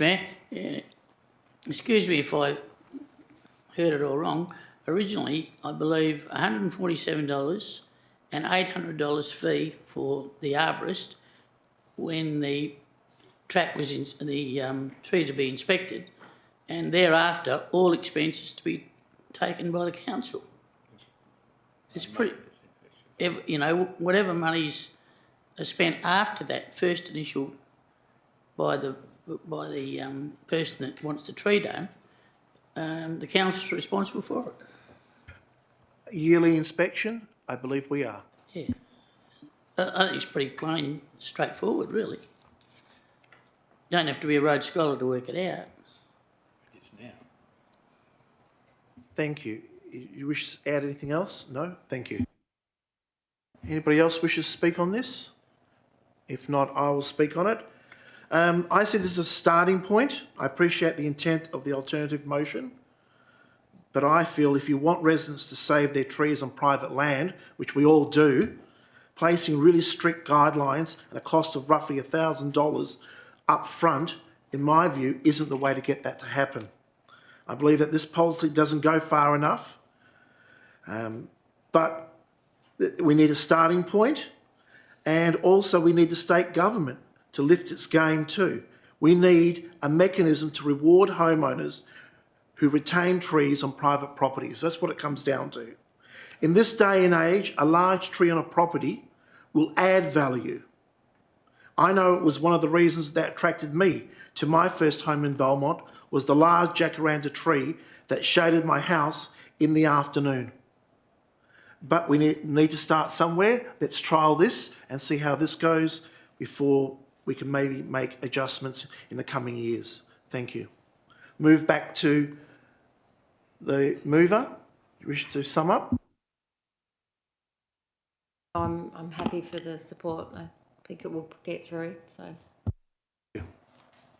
We're waiting for voting to be open. Voting is now open. Please vote.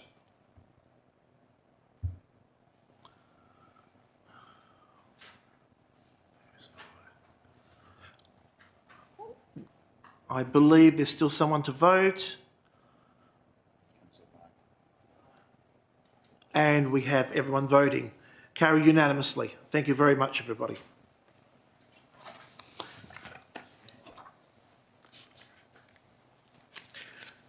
We move to 12.2, Draft Local Planning Policy number 11, Public Art Contribution.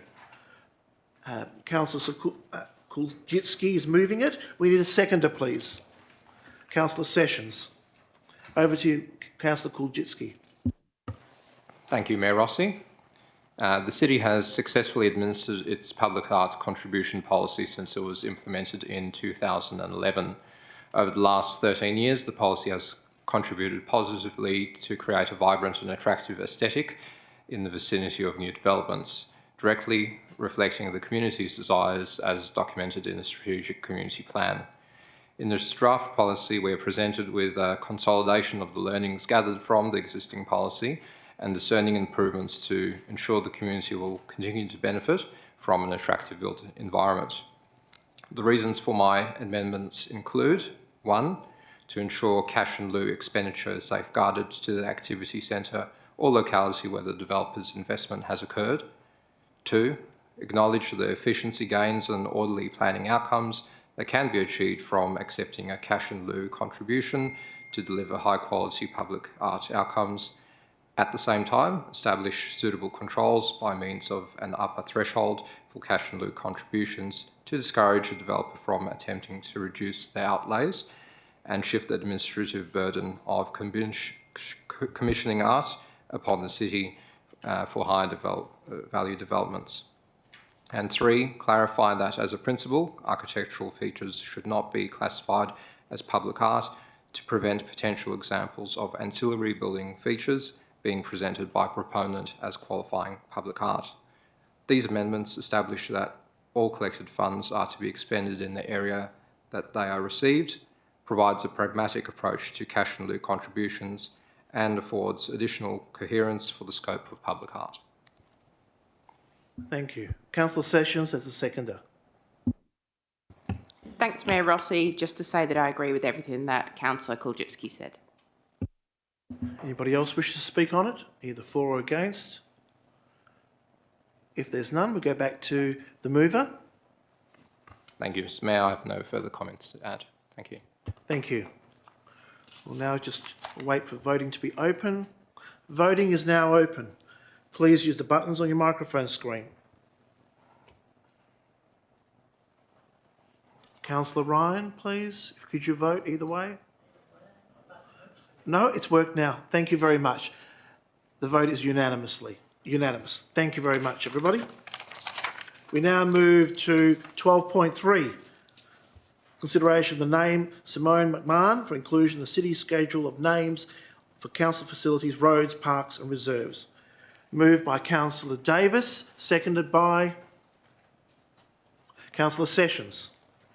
Over to you, Councillor Davis. Thank you, Mayor Rossi. I'd like to move this as printed. I feel that Simone has... I just wanted to mention some of the things in Simone's life that she's done and what she's achieved. So at the age of 11, Simone received a kidney transplant, but in her late 20s, her health started deteriorating. However, in that time, Simone, in 2013, she got a member of the Order of Australia for long-term contribution to the field of organ and tissue donation advocacy in Australia. She was the Western Australian Young Australian of the Year in 2006 and 2008, an award recognised outstanding achievement in providing voluntary services to the community in the field of organ and tissue donation. She also received the Prime Minister's Centennial Medal in 2003 for her voluntary work in organ and tissue donation promotion. She went to St Norbert's and received the Principal's Medallion in 1999. And she also, in 2007, won the Winston Churchill Fellowship, a fellowship to travel to the United States, UK and Spain to study the international models of organ and tissue donation. There's actually some more. She was the Browns West Australian Woman of the Year in 2007. But, I mean, all this she did in her life. And unfortunately, Simone passed away at the age of 40, waiting for a kidney transplant, another one. But she was also, not only that, she was passionate about helping children and also organised a wheelchair for a young Belmont resident whose greatest wish was to play basketball at a professional level.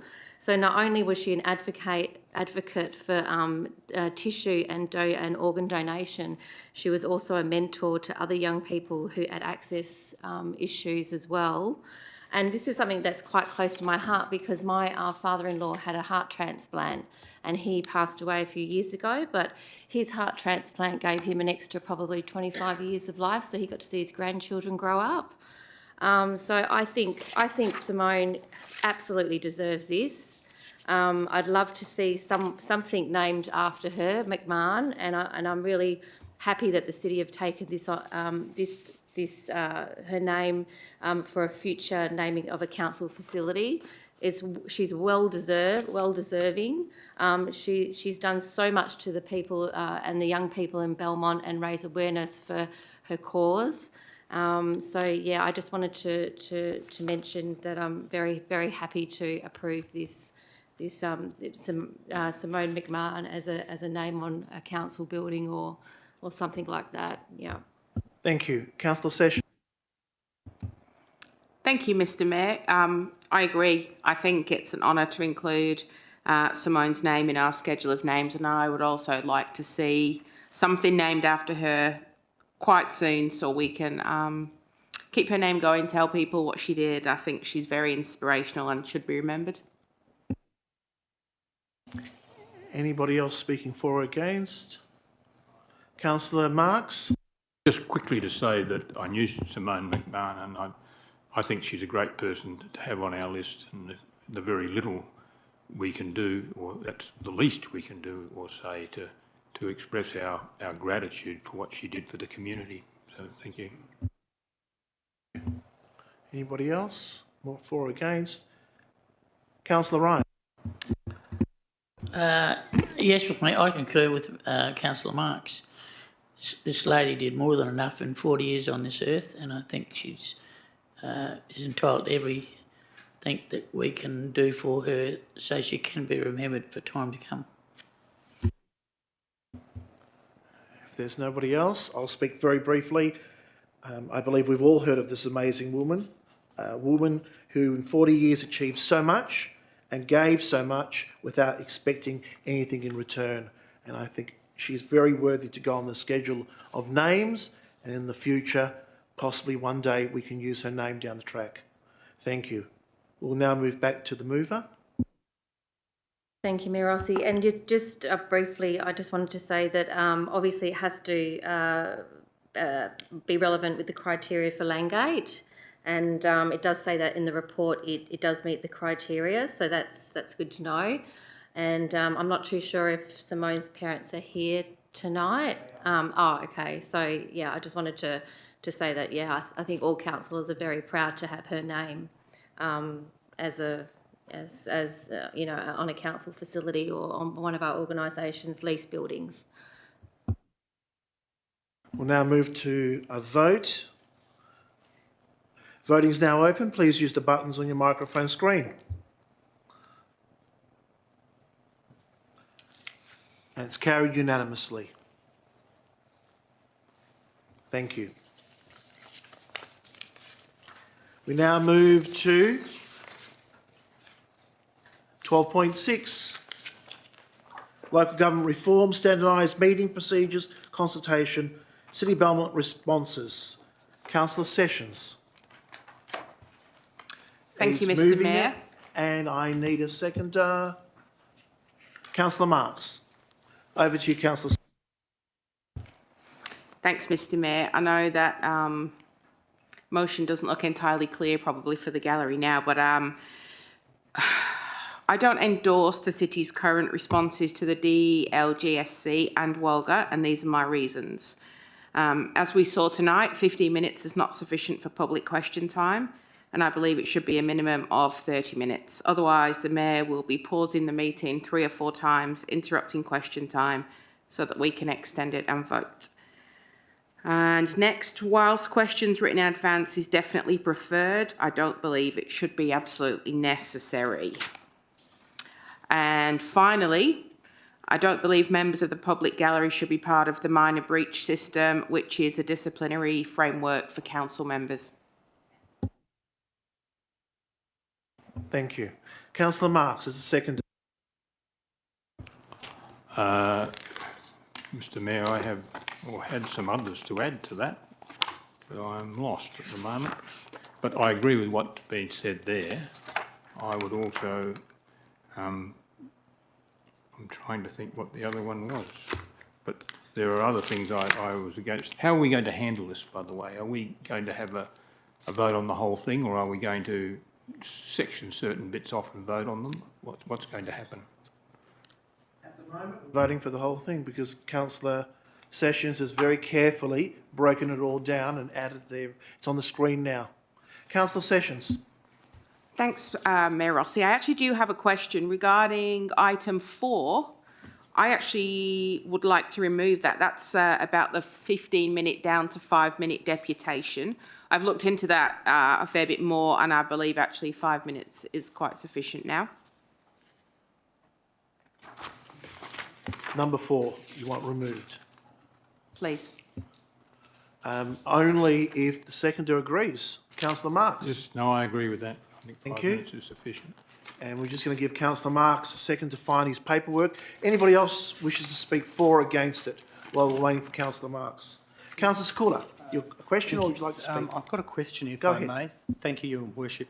Would Councillor Sessions be interested in allowing councillors to vote individually, vote on individual sections?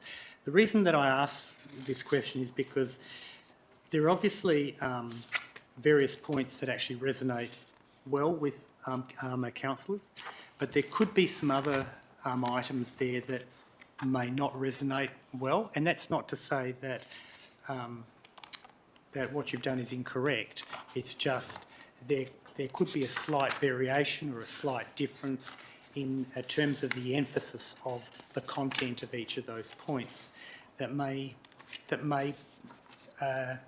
need, I guess, a separation of those points. So rather than voting no to the whole lot, because if we could vote on a separation, and the same with if Councillor Marks has got some additional things, Yes, and I've got if that's going to be part of this, if that could be taken into consideration as well. I'm just throwing it out there as a thought. Thank you.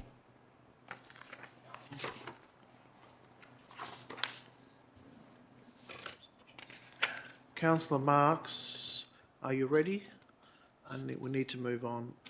I'm thinking of public question time, point 6, and the first one is proposed as the... Yes, we need a page number, sorry. 174. That's in the attachments, is it? 174. It's in the attachment, yes. Attachment 6.4, 1264, where we have said that no personal representative permitted. I'm not against that. What I am against is the questions to be provided in writing prior to the meeting to enable council to efficiently transact meeting business and make decisions. I'm afraid that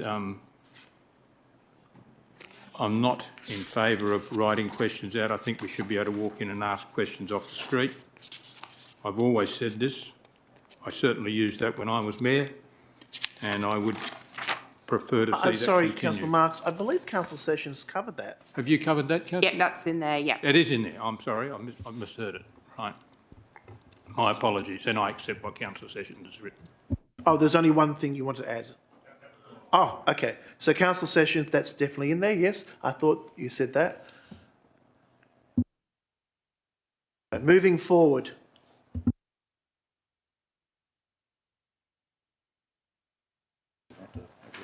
Well, it would be up to both the mover and the seconder to decide whether you wanted to break this up or you wanted to vote as whole, because it's your motion. I can't make you do that. It's what you just want to do. So, Councillor Sessions, what would you like to do? I'm happy to break it up per item. Councillor Marks is a seconder. Are you happy to break it up?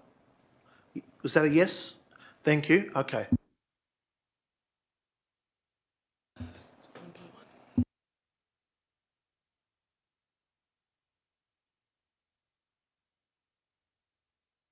Okay, what we're going to do now is we're going to go through each section and vote for it. So we're looking at point 1, if we could just move that down slightly. Thank you very much. Endorse the City of Belmont submission of Department of Local Government, Sports and Culture Industries in response to the Department's consultation paper on standardised meeting procedures with the following amendments.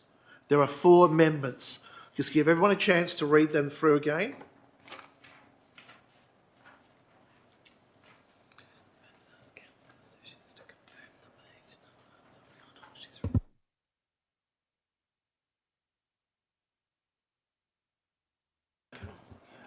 Councillor Sessions, on these ones here, which page are they on?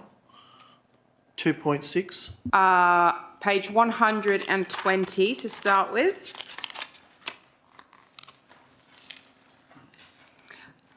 First one, is the existing minimum allocation of 15 minutes for public question time sufficient?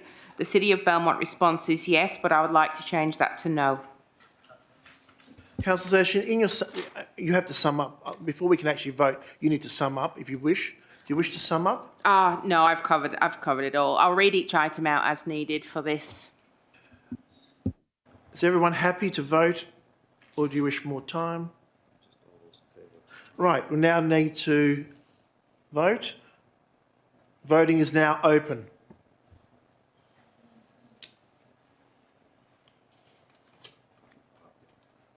We're only voting on part 1.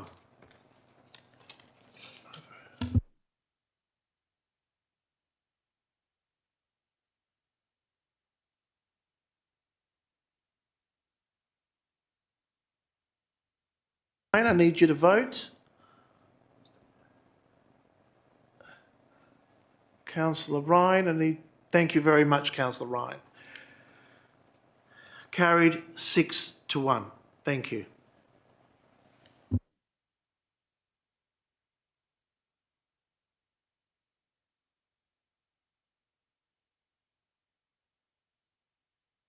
We're just waiting for it to go on the screen.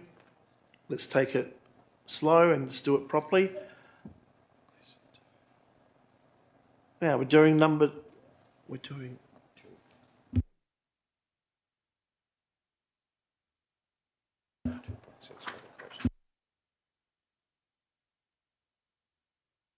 Sorry, Councillor Sessions. Thanks, Mr. 1, 2. Yep. So What page is that, this please? is page 120. The question is 2 minutes enough time for a member of the public to ask a question? The answer does say yes from City of Belmont, but I would like to clarify that that is 2 minutes per question, not per set of questions. So you're asking for clarification? Well, it wasn't clear at the meeting last week which one it was, so I would like us to state that we believe that... Oh, this is what you're stating. Okay. Yep.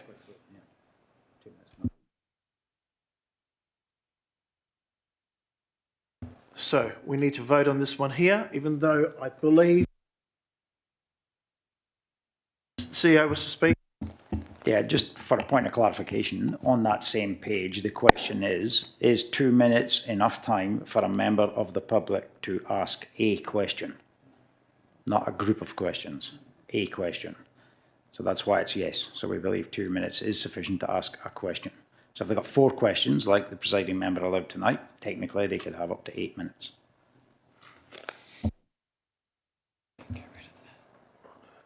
We'll need to, do you wish to remove it or leave it and just us vote on it? It was purely there for clarity because last week, I believe at the ABF, it was stated it was 2 minutes for all questions. Again, this is your motion. What would you like us to do? We may as well vote. Okay. So we're voting on 1, 2. Voting is now open. Please vote. Carried 7-0, unanimous. Thank you. We now move to 3. What page is that on, Councillor Sessions? Sorry. 120, and it's with regards to questions being submitted in writing. Thank you.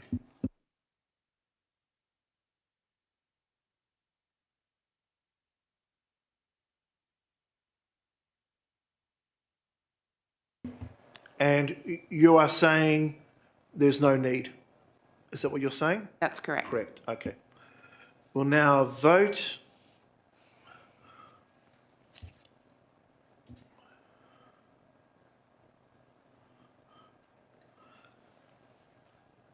Carried 6-1. Thank you. Just give everyone a chance to... Now, next one is number 3. Page 124. No, that's the one that I removed. Sorry, one sec. Page 127. This is number 4. Yes, it is. Part 3.9.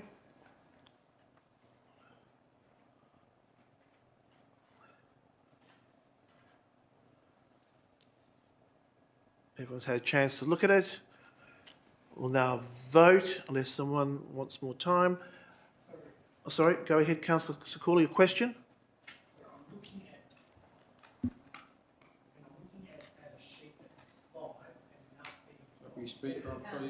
Yeah, Sorry, if you remember, Councillor Sessions removed one right at the start. Oh, okay. Yeah. Sorry, Sorry. I've No, just got a bit no. confused. With No, that. that's okay. Sorry, 3.9? Number 4, yes. 3.9 we're voting on now. What page again is that? 127, it's about minor breaches for members of the public. Councillor Kulczycki? Yes? Before we vote, I just wanted a clarification as to this that we'll be voting on individually. So Part 19 of the City's current standing orders allows it to breach any person, be it an elected member or a member of the public, who does not adhere to the standing orders. So my interpretation of what we're presented on page 127 is actually reflective of the existing state of affairs. So I just want clarification as to what's put here. Thank you. I'll get clarification. Director of Corporate Governance. Thank you, Mr. Mayor. The clarification here is only to allow what is proposed if the Local Government Act and its associated regulations are amended. So not to do it unless they're amended. And so the Act derives this rather than the local law or standing orders. That's why you're voting on this one.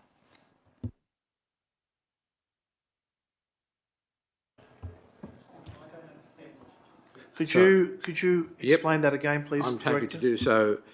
The intention is that we would, by adopting this, we would only breach members of the public if the Local Government Act allows for that. It doesn't at the moment. It doesn't allow for members of the public to be breached for bad behaviour, only elected members or staff under the Code of Conduct. This allows, so if the Act is changed, then you would support members of the public being breached for bad behaviour. But at the moment, the Local Government Act is silent on that matter. Is that clarifying for you, Councillor Sakula? Yes, it is. Bullet question? Sorry, yes, it is, Director, but is the Code of Conduct with respect to our standing orders, is that silent on that point?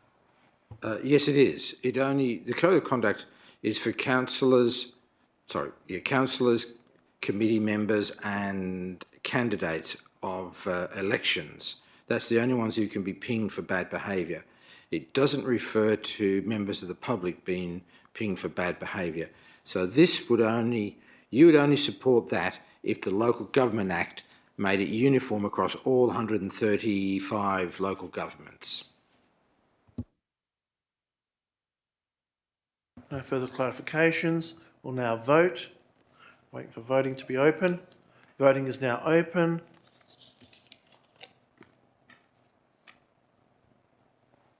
Carried unanimously. Thank you.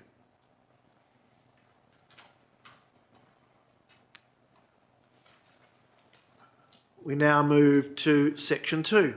Endorse the City of Belmont submission on WA Local Government Association response to Association consultation paper on standardised meeting procedures with the following amendments. 1.5, council sessions. Whereabouts is that, please? Page 172, Mr Mayor. 172.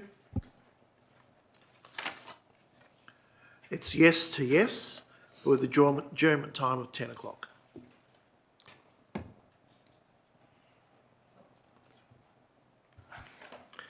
Councillor Sakula?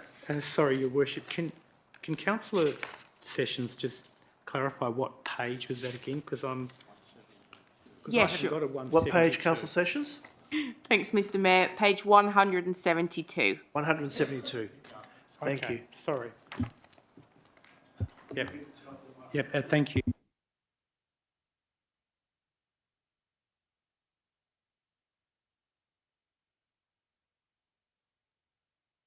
We'll now vote. Voting is now open.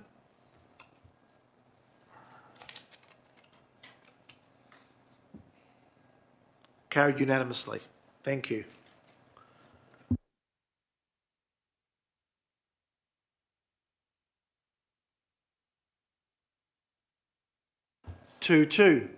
Part 2.6. What page is it on, Councillor Sessions, please? Just give you a chance.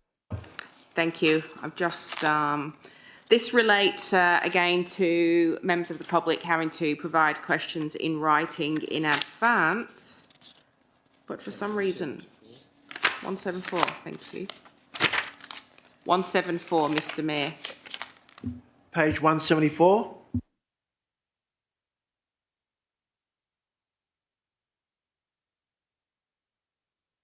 And it's stating to remove.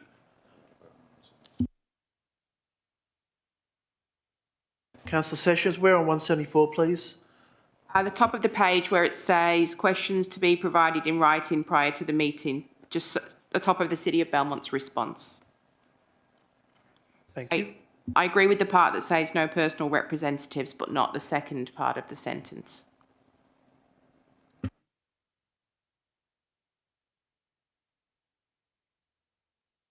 We'll now open question to voting.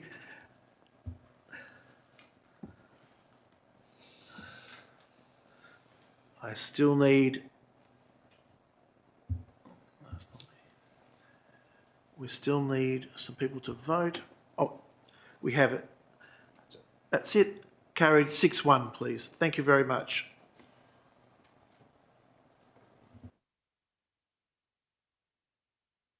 We now move to number 3, part 3.9. What page, Councillor Sessions, please? 181. 181.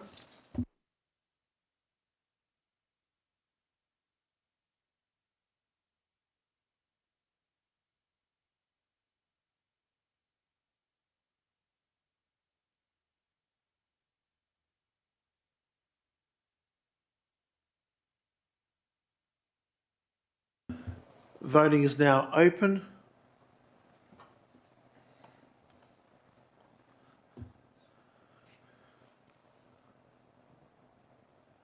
I need Councillor Sakula to vote, either way. Oh, no.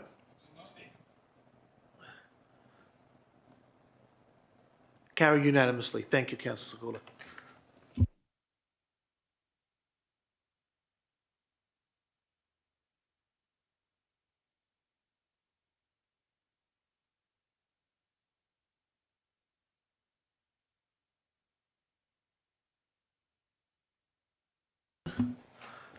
And to vote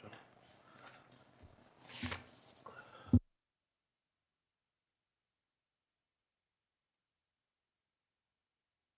Councillor Sessions, as the mover, will now need to move this as printed and amended. So we need to vote on this.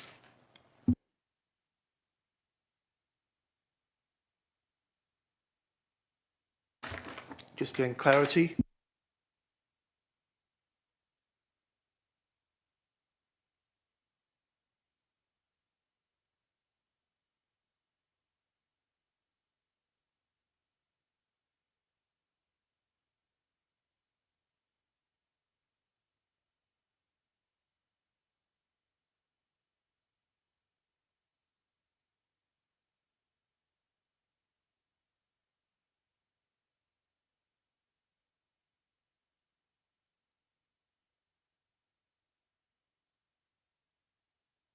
As we made changes, we'll need to add that in, that we've asked the CEO to do this. So we'll need to add some points. So if we just have everyone's patience, please, while it's being written.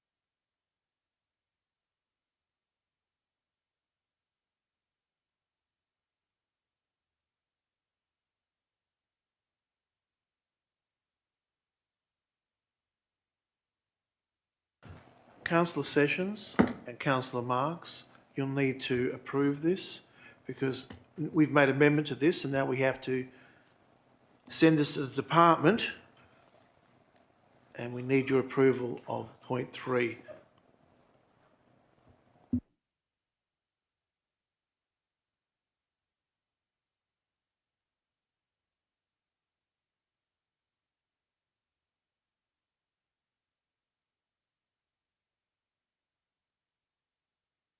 Yep, confirmed. Marks, you happy with the wording? Thank you.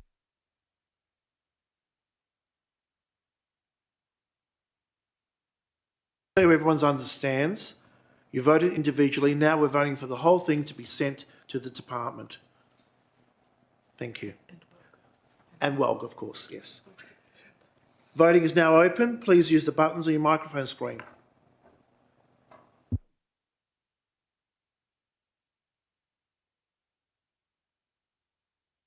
Carried unanimously. Thank you, everybody. Thank you for your patience.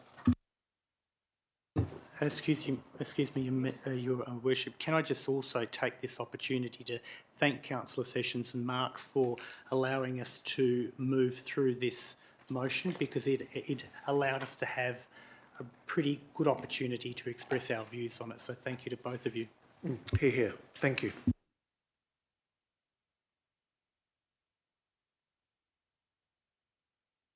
Now move to 12.7. Councillor. Before we proceed with item 12.7, I wish to state that I have declared financial interest in this item. And as required by section 5.693 of the Local Government Act, I have received approval from the Minister to fully participate in discussion and decision making in relation to this agenda item. Councillor Davis. Yeah, Rossi. This is the red bit. Sorry. This. Sorry. Okay. So you need to declare your financial interests and then state that. So I declare direct financial interest for item number 12.7, council policy legal representation for elected members and employees.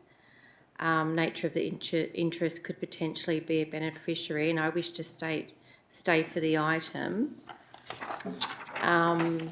As required by section 5.693 of the Local Government Act, I have received approval from the Minister to fully participate in discussion and decision-making in relation to this item 12.7.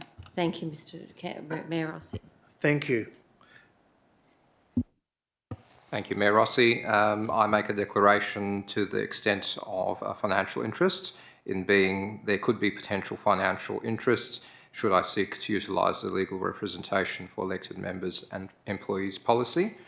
As required by section 5.693 of the Local Government Act, I have received approval from the Minister to fully participate in discussion and decision making in relation to this item 12.7. Thank you, Mayor Rossi. I'd like to disclose a financial interest of item 12.7. My interest is that the policy changes the access to legal representation for elected members and financial support in legal matters.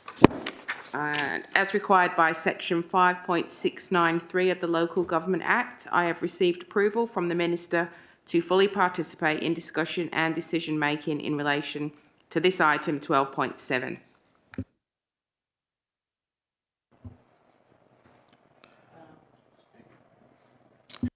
Microphone on, please. Thank you so much. Yeah, I declare the financial interest of this item and read your declaration attached and state the following. As required by section 5.693 of the Local Government Act, I have received approval from the Minister to fully participate in discussions and decision making in relationship to this item 12.7. I declare that I have a direct financial interest in item 12.7 as being a member of the council who may receive future money for representation. As required by section 5.693 of the Local Government Act, I have received approval from the Minister to fully participate in discussion and decision making in relation to this item 12.7. Thank you, Your Worship. I make a direct financial interest declaration relating to item 12.7 on the agenda. As required by section 5.69 Part 3 of the Local Government Act, I have received approval from the Minister of Local Government to fully take part in a discussion and decision making in relation to this item 12.7. And my direct financial interest is that I may benefit from the policy as set out for 12.7 at some stage in the future. Thank you, Your Worship. Can I just go back to Councillor Ryan? Can you please declare if can you please confirm that you have do you have a financial interest in this item, please?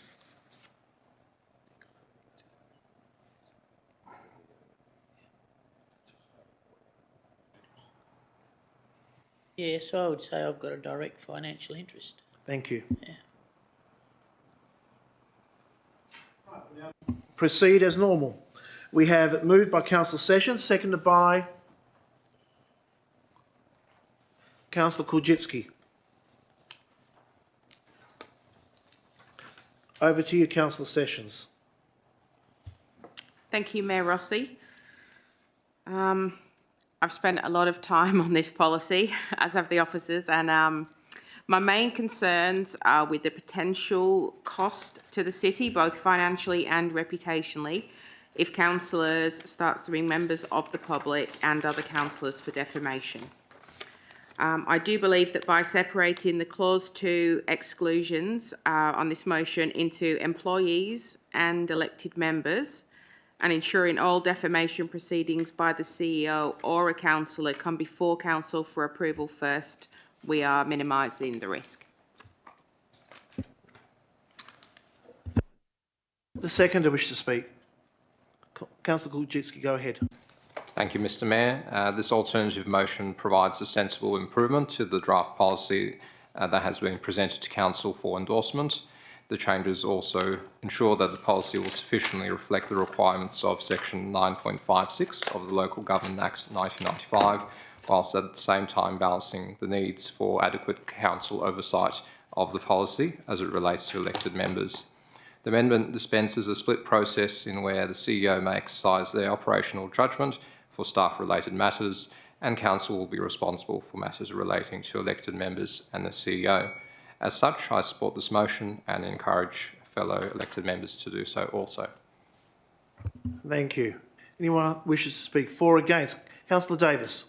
Thank you, Mayor Rossi. I support Councillor Sessions' her changes, but I do have to say that the assessment and determination of applicants, there wasn't much difference, and I did mention that to Councillor Sessions.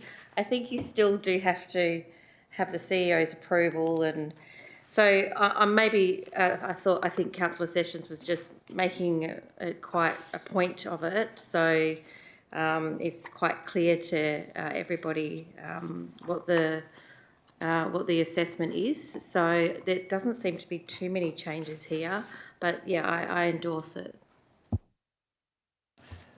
Anybody else wishes to speak for or against? Councillor Mark. Thank you, Mr Mayor. Look, I agree with what Councillor Sessions has put forward, but I don't think we're going far enough. I think that it's time that we wrote in this that we remove the ability for councils to initiate defamation action against anyone using council funds. In other words, I don't think that it is appropriate for councils to use councillor funds to take defamation action against anyone in the community or against their fellow councillors. The reason being is that, number one, I don't think the community will accept it, and quite rightly. I don't think that they want to put their money up to then have it used against the general public to take action against them.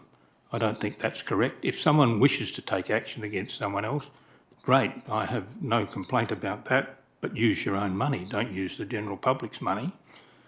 The second is that suing people takes a long while, between 1 to 2 years, I would suggest. The money involved, from what I can see, could be up to $500,000. I know in the case of Bayswater, where 3 councillors sued each other, it took 2 years and $350,000 each, and that was some 15 years ago. So I would think easily $500,000. No, would the public be interested in putting up $500,000 for people to be suing each other and carrying on at council? I don't think so. Would they be happy to have us suing one of the public? I don't think so.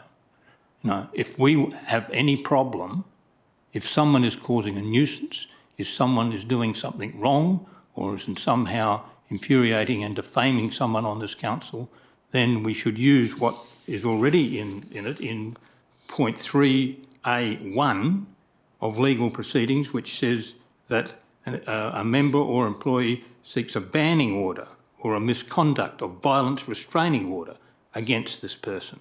This is going to get the same result as what defamation will get, only in about a tenth of the time or less, I would suggest, and money-wise will not cost the council an arm and a leg and be acceptable to the general public.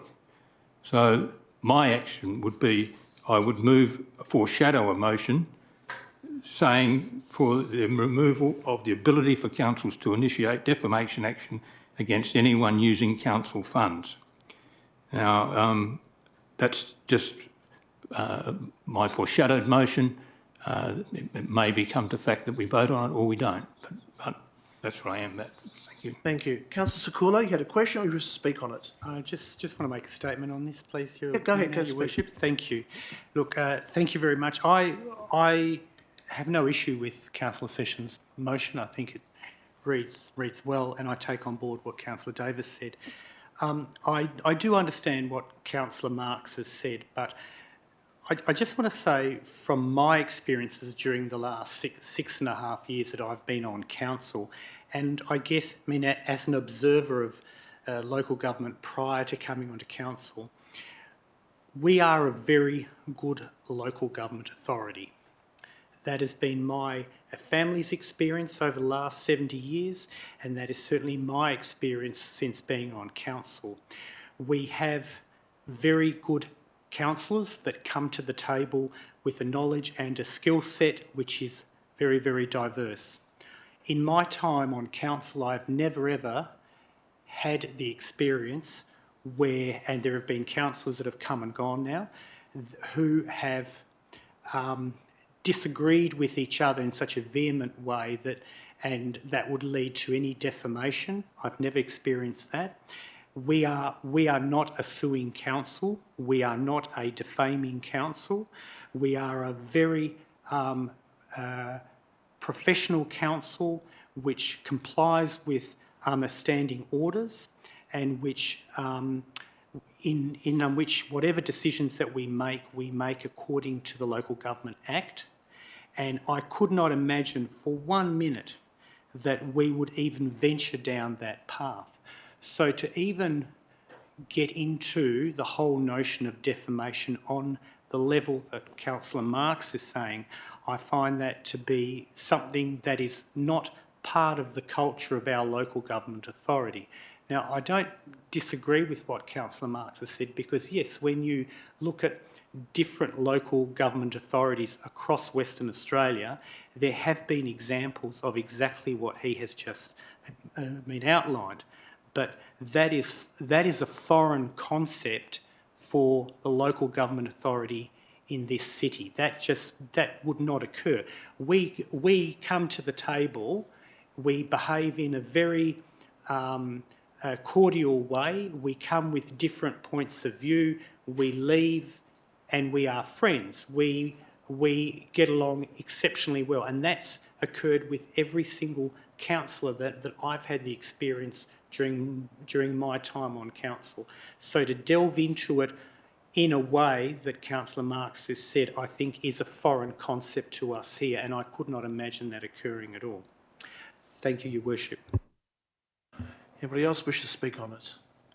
Councillor Ryan. Yes, thank you, Mr Mayor. I think Councillor Marx has got a very good point that he discussed then, and I think he's thinking of within this last part of the last part of that could actually entertain the thought that someone could be sued, and I think that's what he's worried about, and I'd agree with that, because it doesn't say you can't do it, but it says it's there if you want to do it. And I don't think the public could stand for that, personally. And I agree with Councillor Sekula that it's not our culture to do it, but if you do read that, it's possible. So I think it could be put in a different way that could never happen. Thank you. Thank you. Anybody else wish to speak for or against? If not, I will speak on it. I admire Councillor Sessions, what she's tried to do. She spent a lot of time modifying this and changing this to suit as many of us as possible to get us on board. Having a check and balance of council voting on it is a good outcome. The real issue here is, of course, the state government and Walga don't really give us the support that we need at times in this sort of area.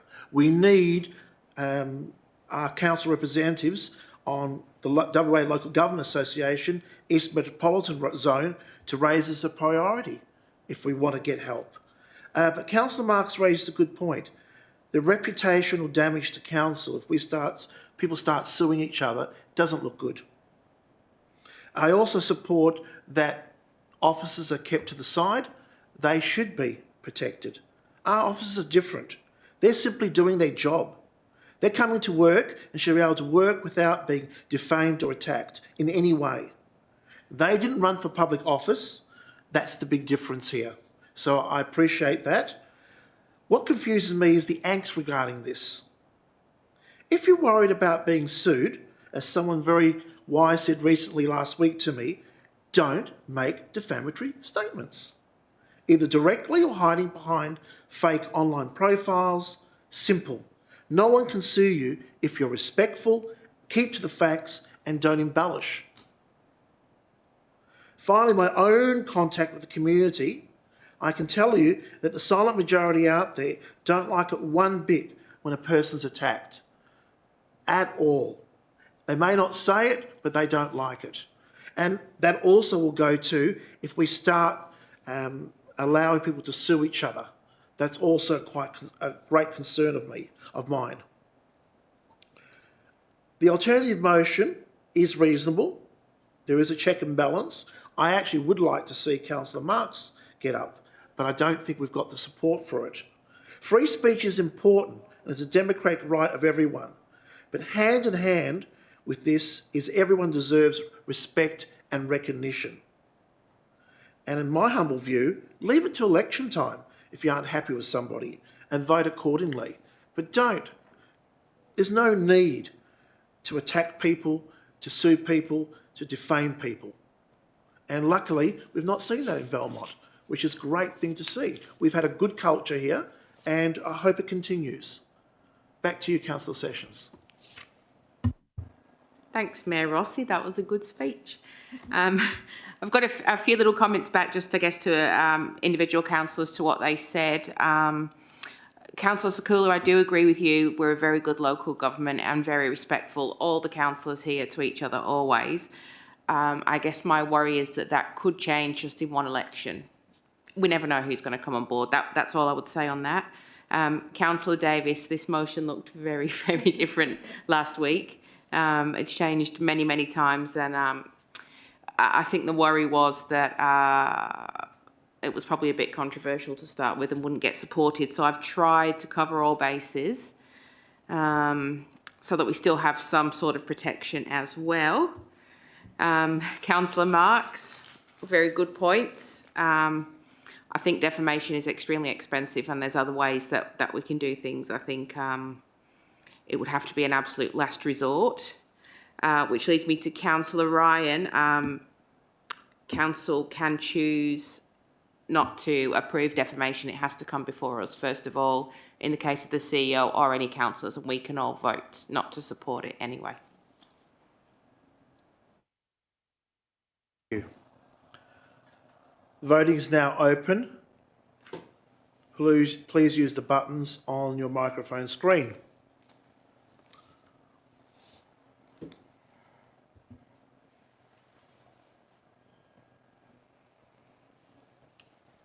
Carried 4-3. Thank you. We now move to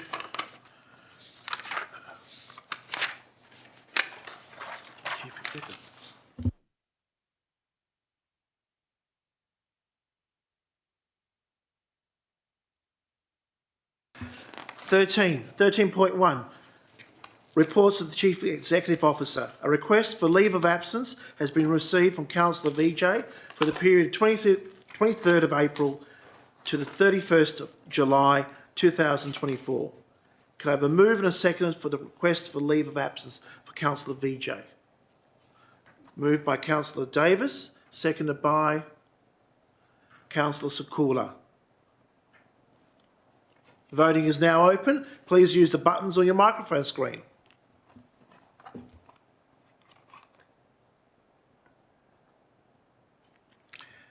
Carried unanimously. Thank you. Now move to 13.2, notice of motion.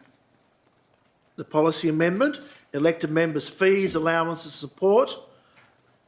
Councillor Sessions, you moved it. We need a seconder, please. Seconded by Councillor Davis. Thank you. Over to you, Councillor Sessions. Thank you, Mayor Rossi.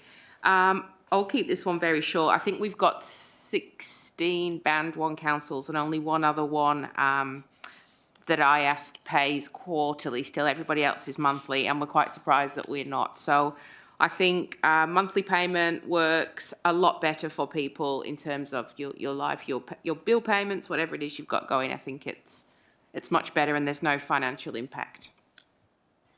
Councillor Davis.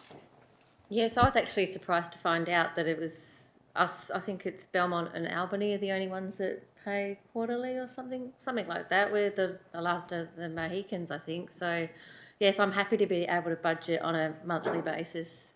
Thank you. Anybody else wishes to speak on it? Councillor Sekula. Your Worship, can I ask Councillor Sessions a question?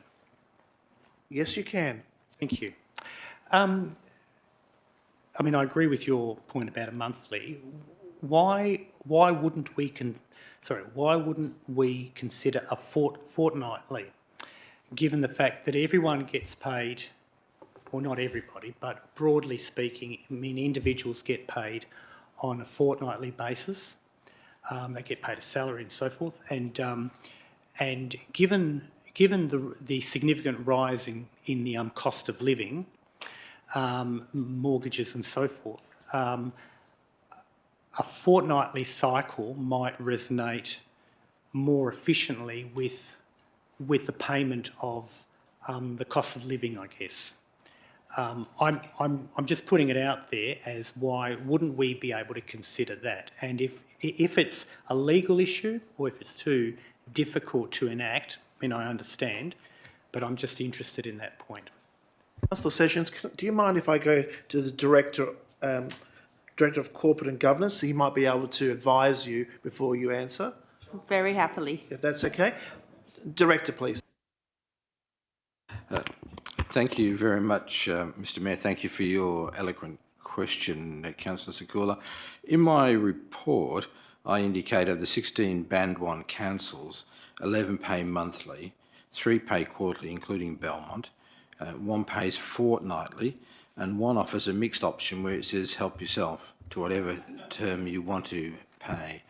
I think what we've suggested with monthly options is to mirror what the majority, I think, of councils probably throughout the state, both Band 1 and Band 2. And that's why we've come up with the monthly option. It's certainly a frequent payment and certainly addresses Councillor session's initial concerns, and certainly will follow most Band 1 councils, and I must say most Band 2 councils in the metro area by doing so. Councillor Sessions, now going back to you to answer Councillor Sakula's question. Do you wish to still answer it, or you feel it's been covered by the Director? I think it was covered wonderfully by the Director. Okay. Anybody else wishes to speak for it or against? If there's none, we go back to Councillor Sessions. No more to add. Voting is now open on the screen.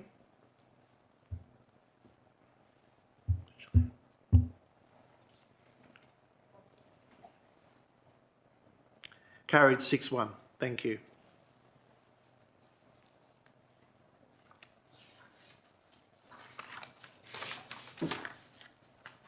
Matters of which the meeting may be closed, there are none. And we now move to closure. There being no further business to conduct, I thank all those in attendance and close the meeting at 9:06 p.m. Not too bad. Thank you, everybody. Thank you for your patience.